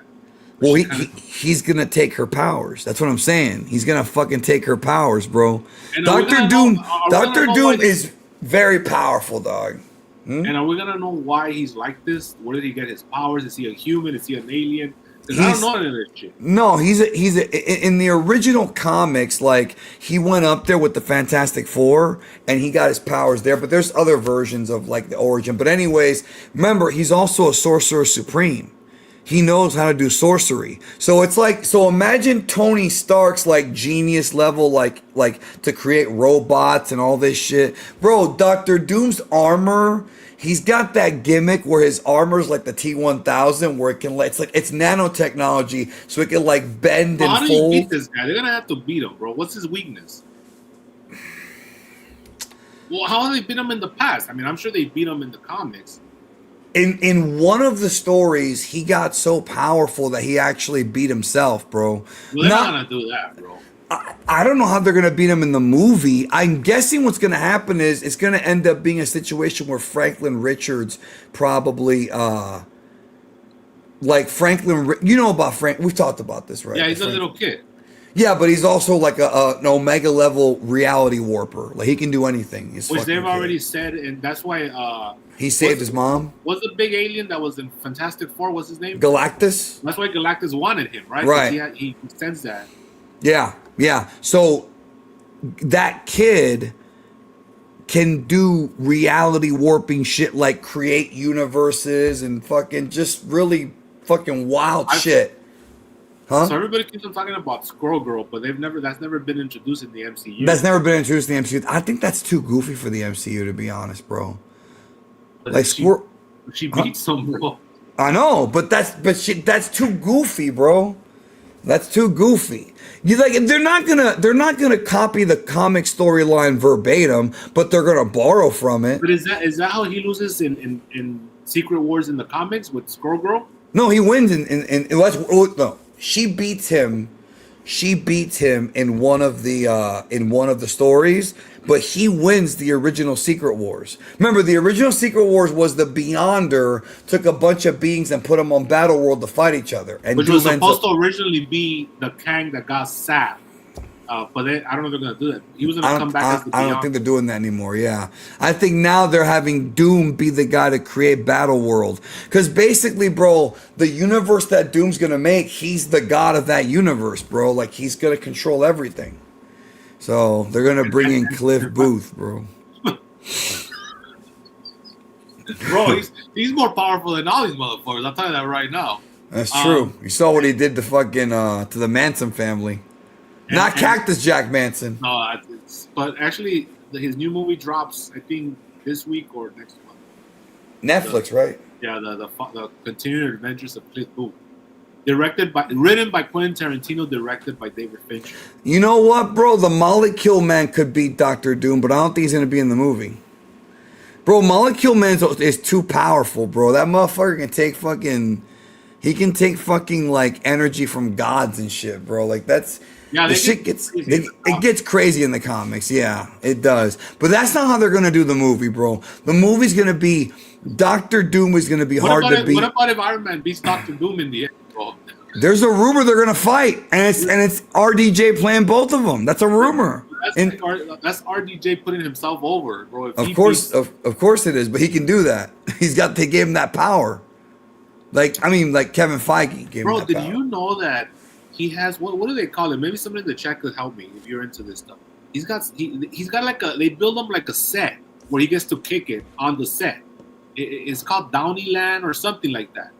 But he invites everybody over. But he's got his own private like play area in the set. That has It's like a little hotel room. yeah, it's like it has everything you want, and then he invites all the other actors over. Like they could come and kick it with him. You know, this guy has a lot of power, bro. It's scary how much power, especially in that world, the MCU.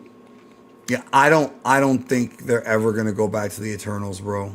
You know what I mean? It feels like that flopped so bad they don't even want to think about it. I mean, they did bring the one of the storyline things in the last Captain America movie, but that was it. So yeah, right, they did. Yeah, the adamantium. But the point is that what I was trying to say was, in the movies, Doom's is going to be really hard to beat because he's a super genius, but he's also a magician. He's basically got a lot of the powers that the Avengers have, but he's also very, very intelligent. Like, he's smart. He's probably going to end up being smarter than fucking Banner and a lot of these fucking guys, Yeah, you bro. also have Mr. Fantastic. Isn't he also a genius? Yeah, well, he's going to have to come up with a way to stop him. He's probably going to be the one that comes up with the way to beat him. Because remember, they have that beef since, like, high school. But yeah, no, he lost his family. That was part of his origin story. He's from Latveria or whatever. Latveria? Yeah, and then in Fantastic Four, when they show all the cities or whatever, It's empty. Yeah, so he's supposed to be there. right. So he's from there. So that's what He's the president. That's what somebody was saying, that like that scene where you see where he goes after Franklin Richards, it's a misdirect because he knows them already. So it's not that there's any danger. He just went to go see the kid because he's been knowing, the Richards. So well, that's the thing. He's gonna start off because they need each other, because Reed is the one that discovers like the multiverse, and he's gonna be the one to work with Reed to figure out how to like. They have this thing called the Ark, bro, on some Bible shit where it can travel between the multiverses, right? It's like a ship. It's like the Ark, right, where you can go anywhere you want to and survive the incursion. So while everything's blowing up, if you're in the Ark, you'll be okay. Reed Richards invents that shit, bro. James Gunn already fucked up Adam. Even I know that. He fucked up Adam Warlock. He made him a little fella. Yeah, he did, bro. And actually, I don't think the Guardians are in any of these movies, bro. I think those characters are kind of semi-retired. No, I think Chris Pratt's in it. He's the only one because he said he was going to come back. They said he was going to come back, but I haven't heard anything about him since he said that. He was definitely going to be in Kang Dynasty, but I don't know about this new script now. That's true. But they want everybody back for Secret War. Did you hear the rumor that apparently, and this is a rumor, that Doom kills Steve Rogers' baby, bro? They're not going to do that, bro. That's Marvel. Marvel's not going to do that. They're not going to do that. I mean, they said the movie's dark, but I don't know if they're going to go that far. No, I think dark means that we're going to see some of the heroes die. That's definitely going to happen. I don't think Thor makes it out of these two films. You're getting all the clues for him, like not being around. I mean, the thing is, remember how we talked about that rumor about how Toby and Wolverine are going to die at the beginning of the movie? I'm starting to think they might actually do that, but I think they're going to still be alive in Secret Wars. Because Doom, from what I understand, right, Doom wins. Like, he wins. They're doing the Thanos gimmick in the first one. Right, but it's weird because they're doing this whole like tweener thing, because Doom kills a bunch of the Avengers but brings them back to life. However, when he brings them back to life, he wipes their memories. So they're all just like living in this world, not even know who they are.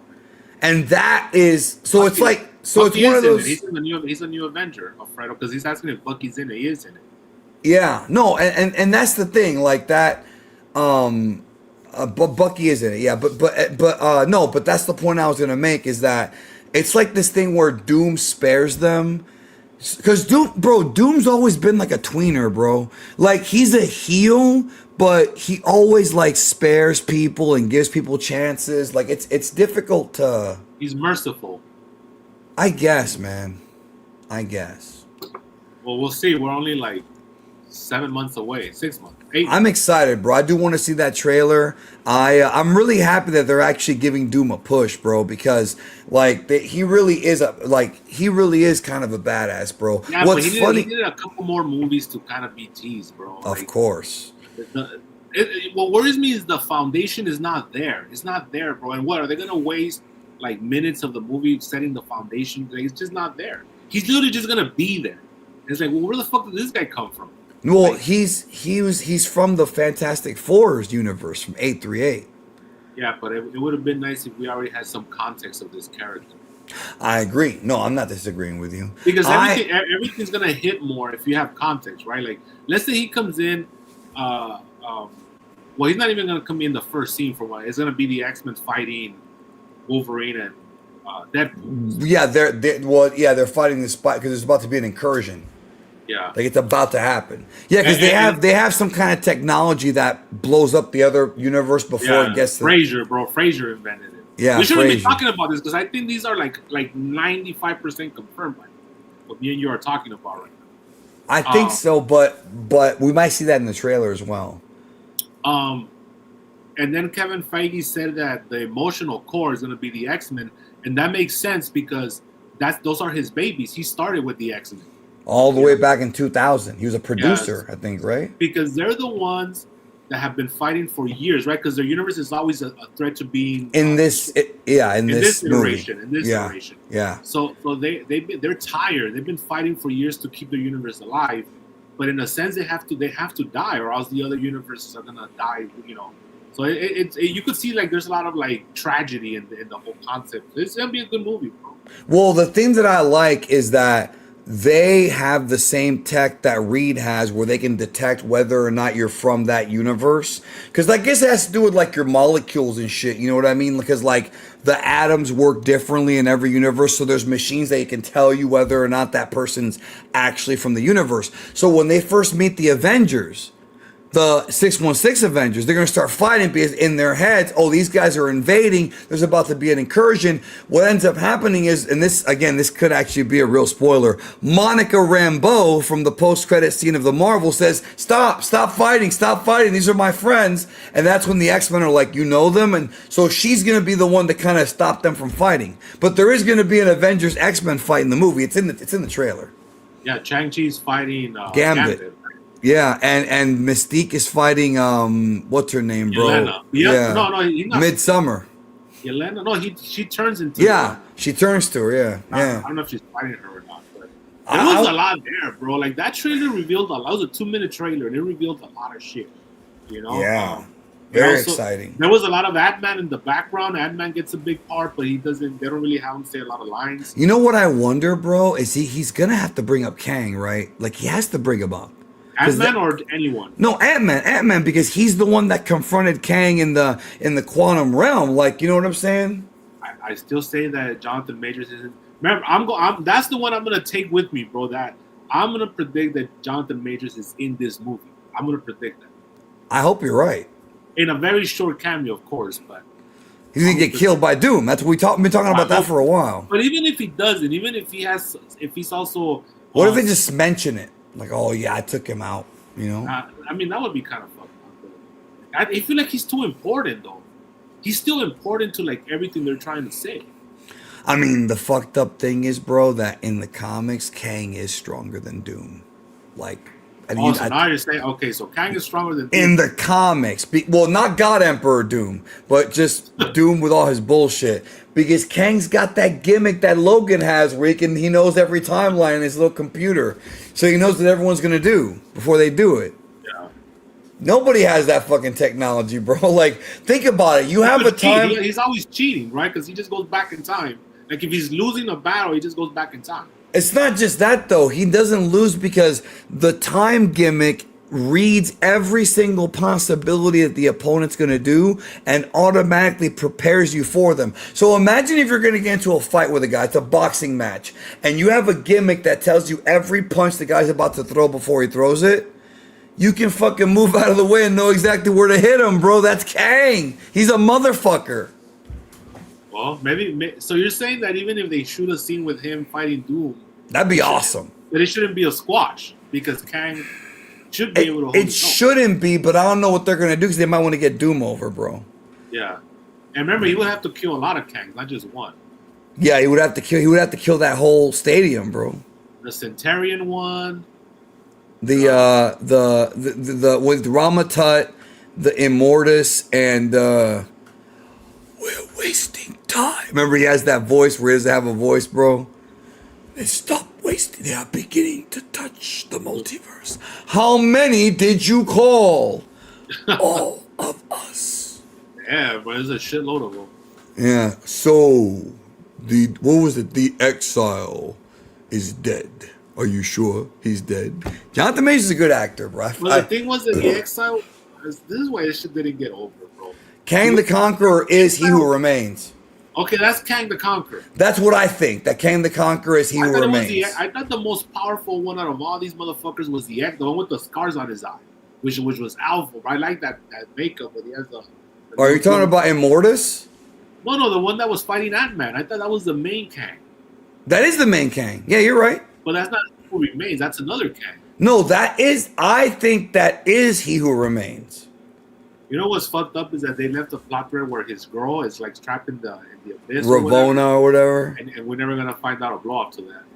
No, and there's a lot we're not gonna get a real blow off to. Is it just the TVA stopped him? Like, I don't know, bro. It's just fucked up because like I wanted them to act because the thing about this storyline that's fucked up is time travel shit.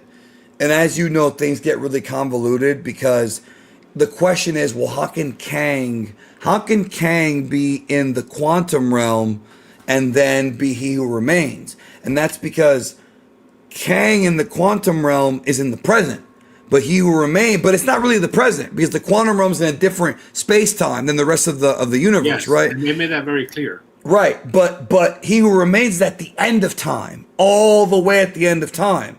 So so he would have to at some point leave the quantum realm or use it as a portal to get to. This is what I'm saying, bro. This shit gets really nerdy and fucked up when you start thinking about it. You know what I mean? I'm glad they got away from it. Well, I mean, they're gonna bring it back. They're probably gonna simplify it and just say that Cap is causing all this shit accidentally. No, they are. That's already pretty much a fact. It's Cap. All this shit that's happening with this new version is Captain America's fault. The white Captain America, not the black Captain. The white Captain. It's always the white. It's always the white one's fault. We gotta be careful with that because African American people get very insulted when they refer to Steve Rogers as Captain America.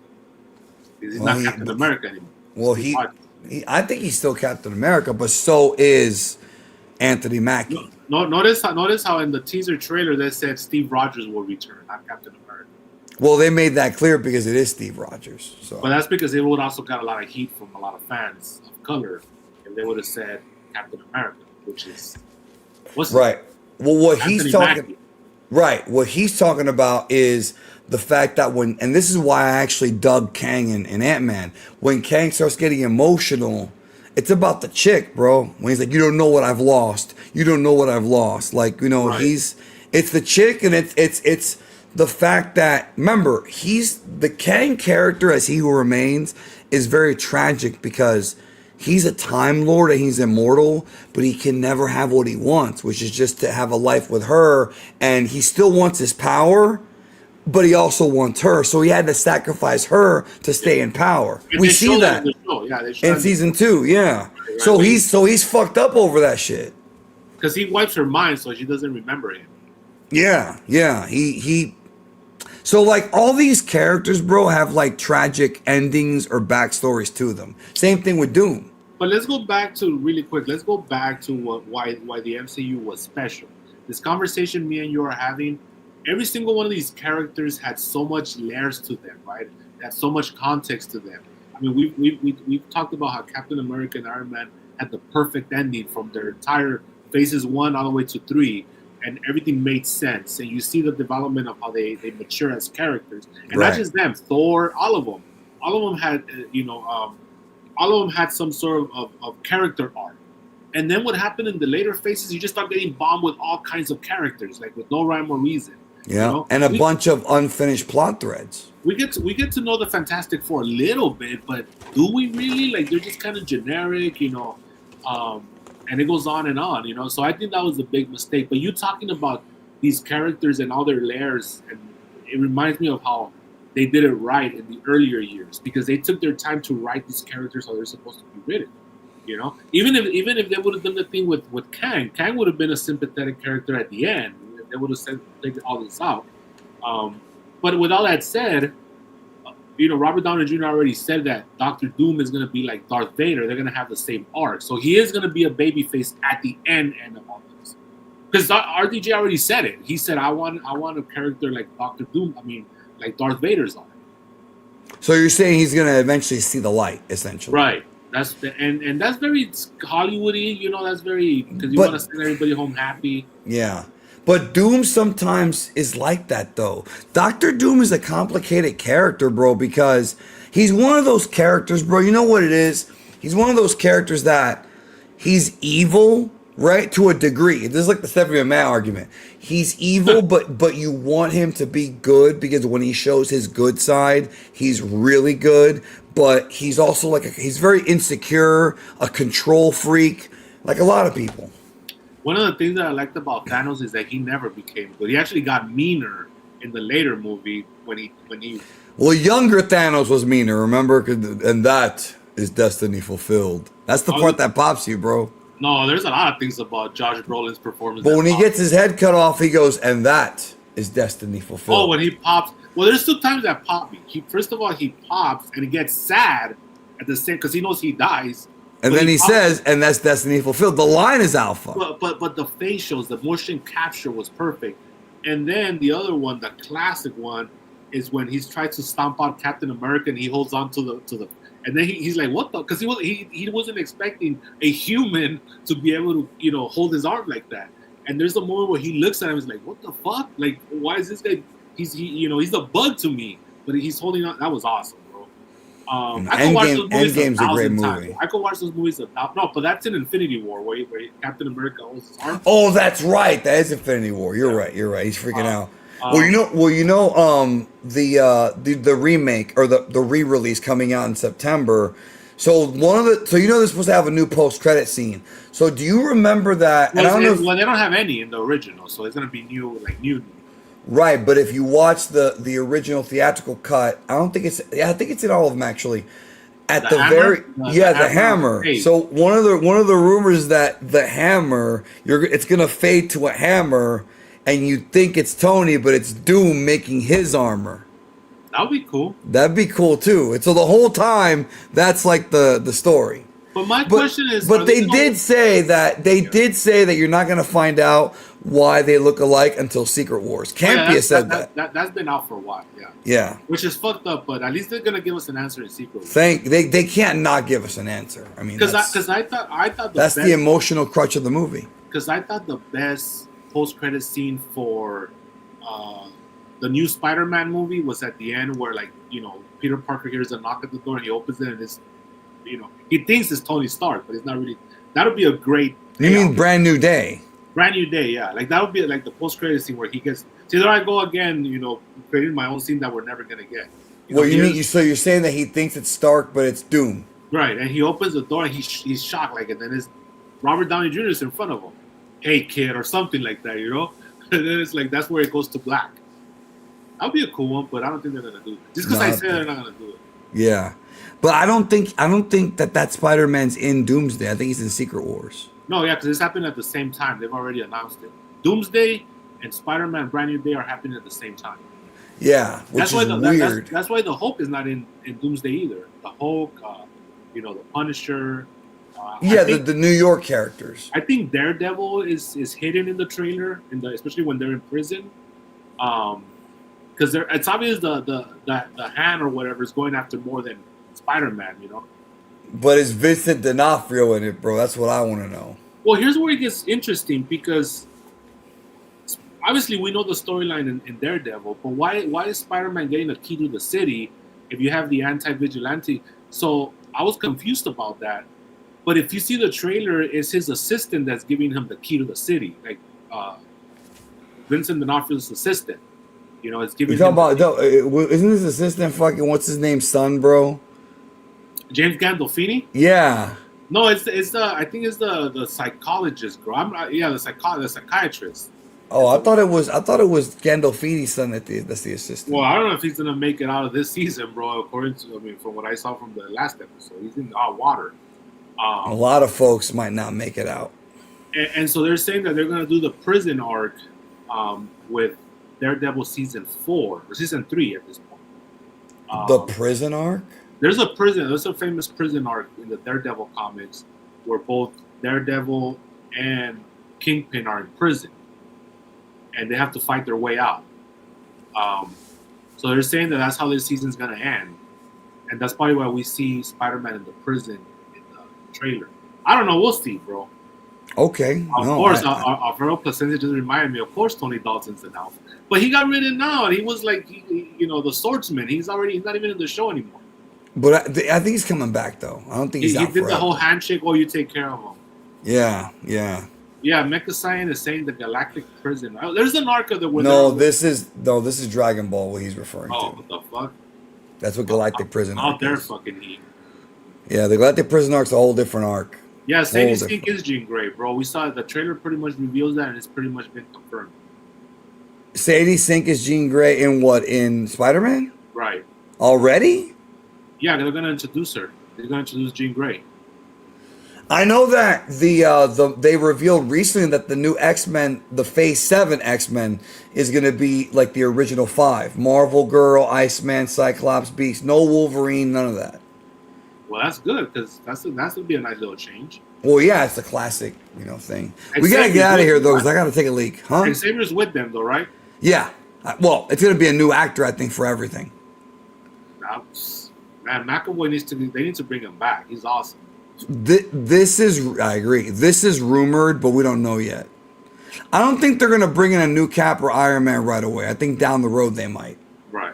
And some of them are going to bleed over. You can't start the whole reset. Like some of like Anthony Mackie, he's still going to be Iron Man. He just started, so. Yeah, I don't. I mean, not Iron Man, Captain America. Yeah. I don't think RDJ is going to be Doom after Secret Wars, though. I think somebody else will. That would be weird, but okay. I mean, I'm just saying. I don't. No, I hear you. He's expensive, too. He's expensive, yeah. And they're going to use him just to get a payday. Watch him bring him back in Avengers 7, bro, or whatever. Again. I don't know, bro. He'll be an old man by then, bro. So WrestleMania weekend is behind us once again. We've been through, I would say 30... Since I've had consciousness and been a wrestling fan, this probably would be my 37th or 38th one. Jesus Christ. Since you've been a wrestling fan, not since you have consciousness. You were born in 80, bro. That's what I mean, bro. Yeah, you were born before. You were born when the Shea Stadium shows were still going on, bro. Right. Not me. I was born the year before WrestleMania 1, so. So Tatooine Kid wants to know my 3 favorite movies. That would be Goodfellas, Halloween, and Pulp Fiction. Backwards order. I didn't know Goodfellas was that high up. Oh, I love that movie. I could watch that movie 1,000 I thought The Crow was up there. Crow's like number 10. So. Oh, okay. No, real quick. What I was saying was, Robert Downey Jr.'s Doom, I think, will be, but there'll be another guy playing Doom variants later. That's what I think. Oh yeah, we didn't bury the billionaire Mark. That was weird, dude. So for the Jade Cargill match, Michael Cole's like, we have a special VIP guest and named some guy named Adam. It turns out the guy's like a crypto billionaire. It wasn't Oakland, unfortunately. No, it wasn't, bro. And it wasn't Warlock, because that would have at least been funnier. And it wasn't the first man in history either. It wasn't that guy. Maybe the first Beta. It's Adam Warlock, this Beta billionaire.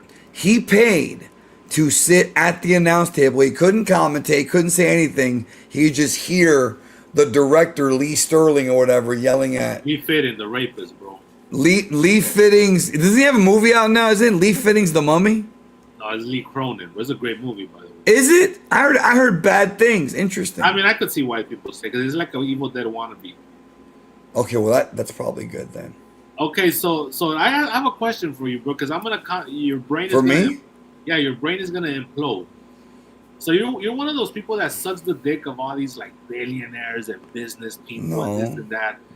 Does this he's a billionaire. Does this make him alpha or beta? That he's a billionaire? No. That he's a billionaire who paid big money for his own VIP experience to sit next to the announce team. That's a good question, bro, because Hey, he's beta. It's easy for me.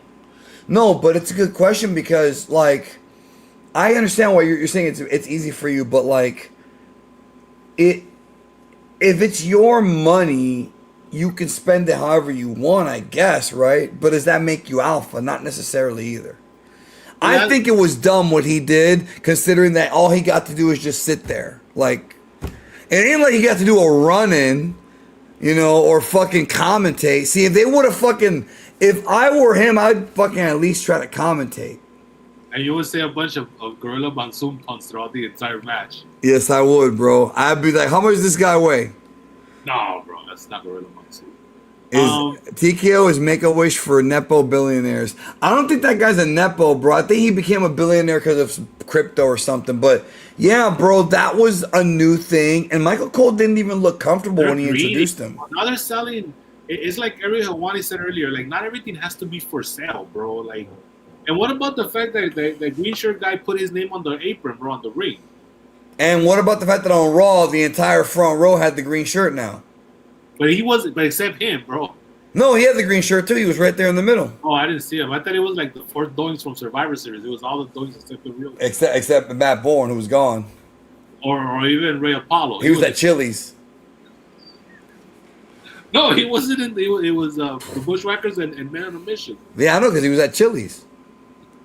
You know who my favorite wrestler is. Yeah, so that's pretty much it. No, my favorite wrestler's me. I was Doink the Clown, Steve Kern, Ray Apollo. But you fuck with him, bro. You should have told him that was you fucking with him. Well, I forgot what Steve Kern looked like, so no, I really didn't. I couldn't tell. Yeah. All right, so. But did I ever tell you how I fucked up and might have got Steve Kern in trouble with his wife? Did I ever tell you that story? I think you did, bro. Tell it to me really quick. All right. This is a classic story. So when I was in high school, I was friends with this kid named Josh. And Josh told me, he's like, yeah, my sister's dating Doink the Clown. I was like, really? He's like, yeah, Steve Kern. Yeah, he comes over all the time. Yeah, oh, yeah, whatever. Josh, his sister's dating Doink the Clown. So FCW comes along in 2008. This is 10 years later. 10 years later. And one day, for shits and giggles, I go up to his wife, who's selling tickets. And I go, hey, how's Josh? And she goes, Josh? I'm like, isn't that your brother? She's like, no. What are you talking about? And I told her, I said, well, I had a friend in high school named Josh, and he told me that his sister was dating Steve Kern. And she's like, I've been married to him for 20 years. I was like, oh, maybe it was a mistake. And then when I sat down, I realized, I was like, fuck. It wasn't a mistake. I like how you could have gotten out of it like 3 or 4 times. But I wasn't thinking. And also the fact that you just remember 10 years later about this guy Josh. Well, because I thought it was interesting that his sister was dating Doink the Clown. That's kind of a cool story. Come on, Alfredo. Catalina, of course, bro. That's a real woman. Danny doesn't watch Triple A, so he doesn't know who La Catalina is. Let me see, bro. I'll look her up right now, bro. Put La Catalina Triple A. Real woman. Is she Mexican? I believe so. Nepotism is saying that soon they will let you book a finish for $100,000, bro. I know, right? No, $100,000. No, more than that. Okay, how much do you think that guy paid to be next to Michael Cole? Seriously. I think it was $100,000 because remember, to walk the aisle was $100,000. Was $100,000. So it's probably about maybe more, $200,000. Maybe $200,000. All right, it says here Cubs fan. Remember Cubs fan, bro? Of course, I respect that guy. Holy shit, that takes me back. I haven't heard that in a while. Cubs fan reports that La Catalina will debut for AAA on Saturday, April 11th. She jumped from CMLL to AAA. Oh, TK's gonna be mad about that, bro. Undertaker should be Booker of the Year if life is fair, bro, next year. That's not gonna happen in the Observer, bro. It's gonna be Tony Khan again. Fucking job with it's gonna be Tony Khan again, bro.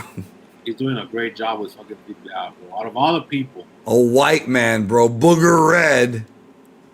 how much to be the Limp Bizkit kid? What do you The mean? Limp Bizkit kid had front row, but he didn't have a commentary seat, bro.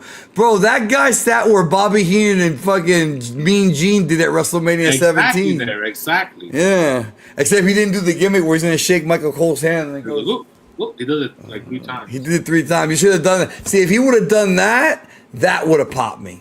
Nah, bro, that guy had no charisma. He's a No, he was just there like this. Yeah. Like an idiot, bro. He just looked like an idiot, bro. And Just he was a guy that was older than us. yeah, way older, like in his 50s or 60s, gray hair. So you know what? Yeah, I guess there's nothing wrong with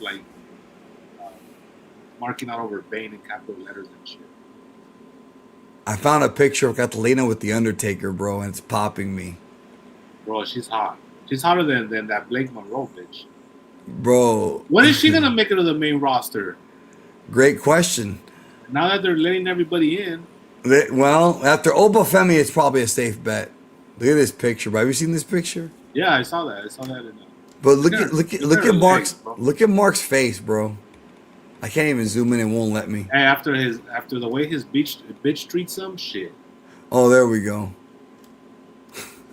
What about him? That's Mark Calloway right there. That's I know. not Booger Red Orte. That's Mark Calloway. Bear, bro. Bear's friend. That's the guy that has a very tough relationship with his wife. You can tell by his face. You think so, bro? You think she's the one behind all this, like? B. Jordan 23, you're right. She does have great legs. Oh, B. Jordan 23. Okay. All right, bro. I'm getting out of here then. I'm tired. There was a guy that put us over, bro. What'd he say? What'd he say? A fat-boned kid, whatever the fuck. He's like, This guy? We're not gonna say how we met. We'll say it in the next show. But thank Well, you for saying we have. We do have. It wasn't on a dating site. Oh, it wasn't. But we do have good chemistry. That I will agree with you. I appreciate that, bro. I'll go join his Discord. Hey, listen. All right. You're gonna be out in about a month, bro. I was gonna kick out of you announcing this. I need to actually. They announced more wrestlers, but I think I told you that. Yeah, Melina Perez. No, besides Melina Perez. Are you gonna take a picture with her? Yeah. Why not?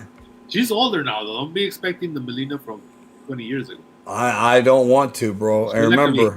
She's like an old woman now. John Morrison's been up in that, bro. I don't respect her. Now you say you only have 2 permanent ones, John Morrison and Will Smith. And right? Will Smith. I heard Will Smith cut a promo on his wife, but I don't care. He's fucked. Did he? I gotta look for that. I gotta look for it too. I don't think he did. He's a pussy. Bro. So okay, what was I gonna look up? You asked me about something and now I forgot. No, nothing, bro. This guy put us over and we're happy. That's how we're gonna end the show. Oh, okay. All right. Yeah, I'm tired. Oh, too. no. You were, I wanted you to plug the. Oh, Houston yeah. Actually, I want to plug something else, bro. The Patreon. So I'm considering uploading the KLB archives to the Patreon. And this Patreon's going to be both for Geekdom 101 and World of Geekdom. So we're going to have content on there. Shit up there. Huh? That's good. You're going to have a lot of stuff up there. Well, it's a lot of work, but it's worth it for the folks that want more content. I just right there in the chat. I just put it. I just put it right there as the link. I'll actually see if I can. Maybe we should cover old shows as Patreon exclusives, bro. Which that shows? Kind of, like old shows, like we cover like SummerSlam '94. Oh, like we used to do. Yeah. Maybe. Like this stream would be just for like current wrestling, like we do now, and then we could cover old shows for like, I don't know. We'll talk about all. Yeah, this is the official Geekdom 101 Patreon. Go to membership options. I'm still uploading a lot of different stuff to it, but these are your options right here. This is the least expensive one, Ningen. If that's all you can afford, fine. All you get is a sticker with that. No. You get that. I'm gonna put the KLB there, but I haven't added it yet. You're gonna get the KLB on there on the $3 tier, so you don't have to pay. You don't have to pay crazy prices for it. I think it's fair. $3. Sitting next to you at the commentary table, bro. No, that one. I haven't made up that tier yet, bro. I haven't made up that, or better, bro. I'm gonna have their name written down somewhere on our stream in really small letters, Oh, bro, so small they can't the see it. equivalent of them sitting next to you in the commentary table is them paying you for you to let them in your house, and you do a stream with them sitting next to you. Nobody comes in my house, bro. Nobody comes in my Bro, house. how much would you charge them to sit in that? I don't know if you still have it.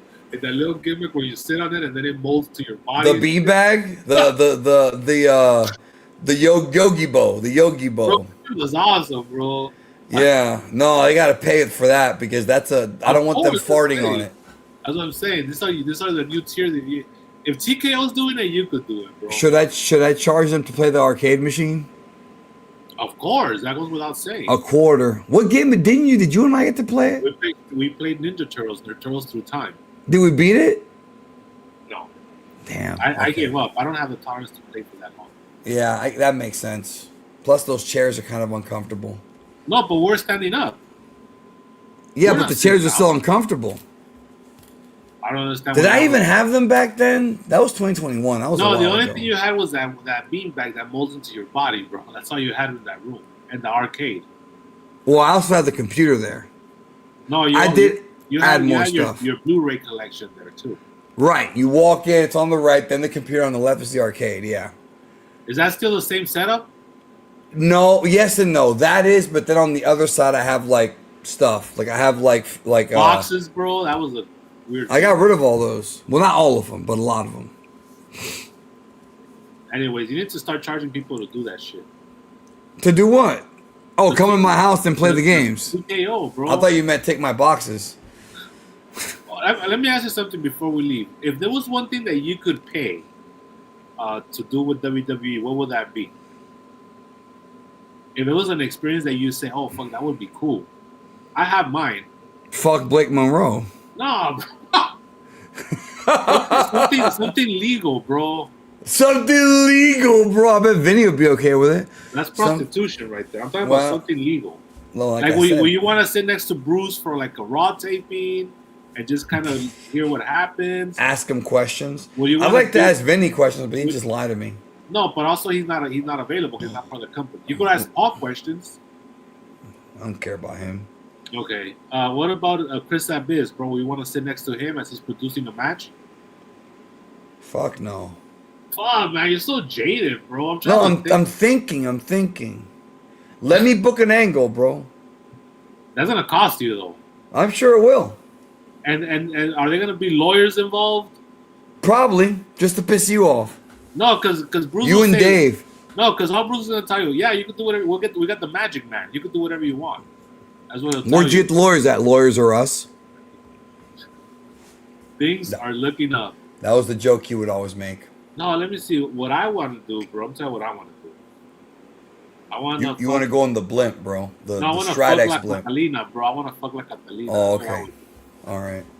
Prostitution, though. Oh, it's Mexico, so it's okay. By the way, somebody in the chat asked if Jade Cargill's the Mexican chick that you saw when you went to TJ that one time. It could have been. Damn, bro. Yeah, because he was kind of a transvestite. I don't think they're called that anymore. Why you laugh at that? Out of all the things. They're not called that, bro. Damn. Very politically incorrect. And you're a liberal. Yeah, but I've been drinking too. That's true. That's a good excuse, bro. And I'm high. All right, let's get out of here. We're out of here, man. Have a good one. Take care. We'll catch you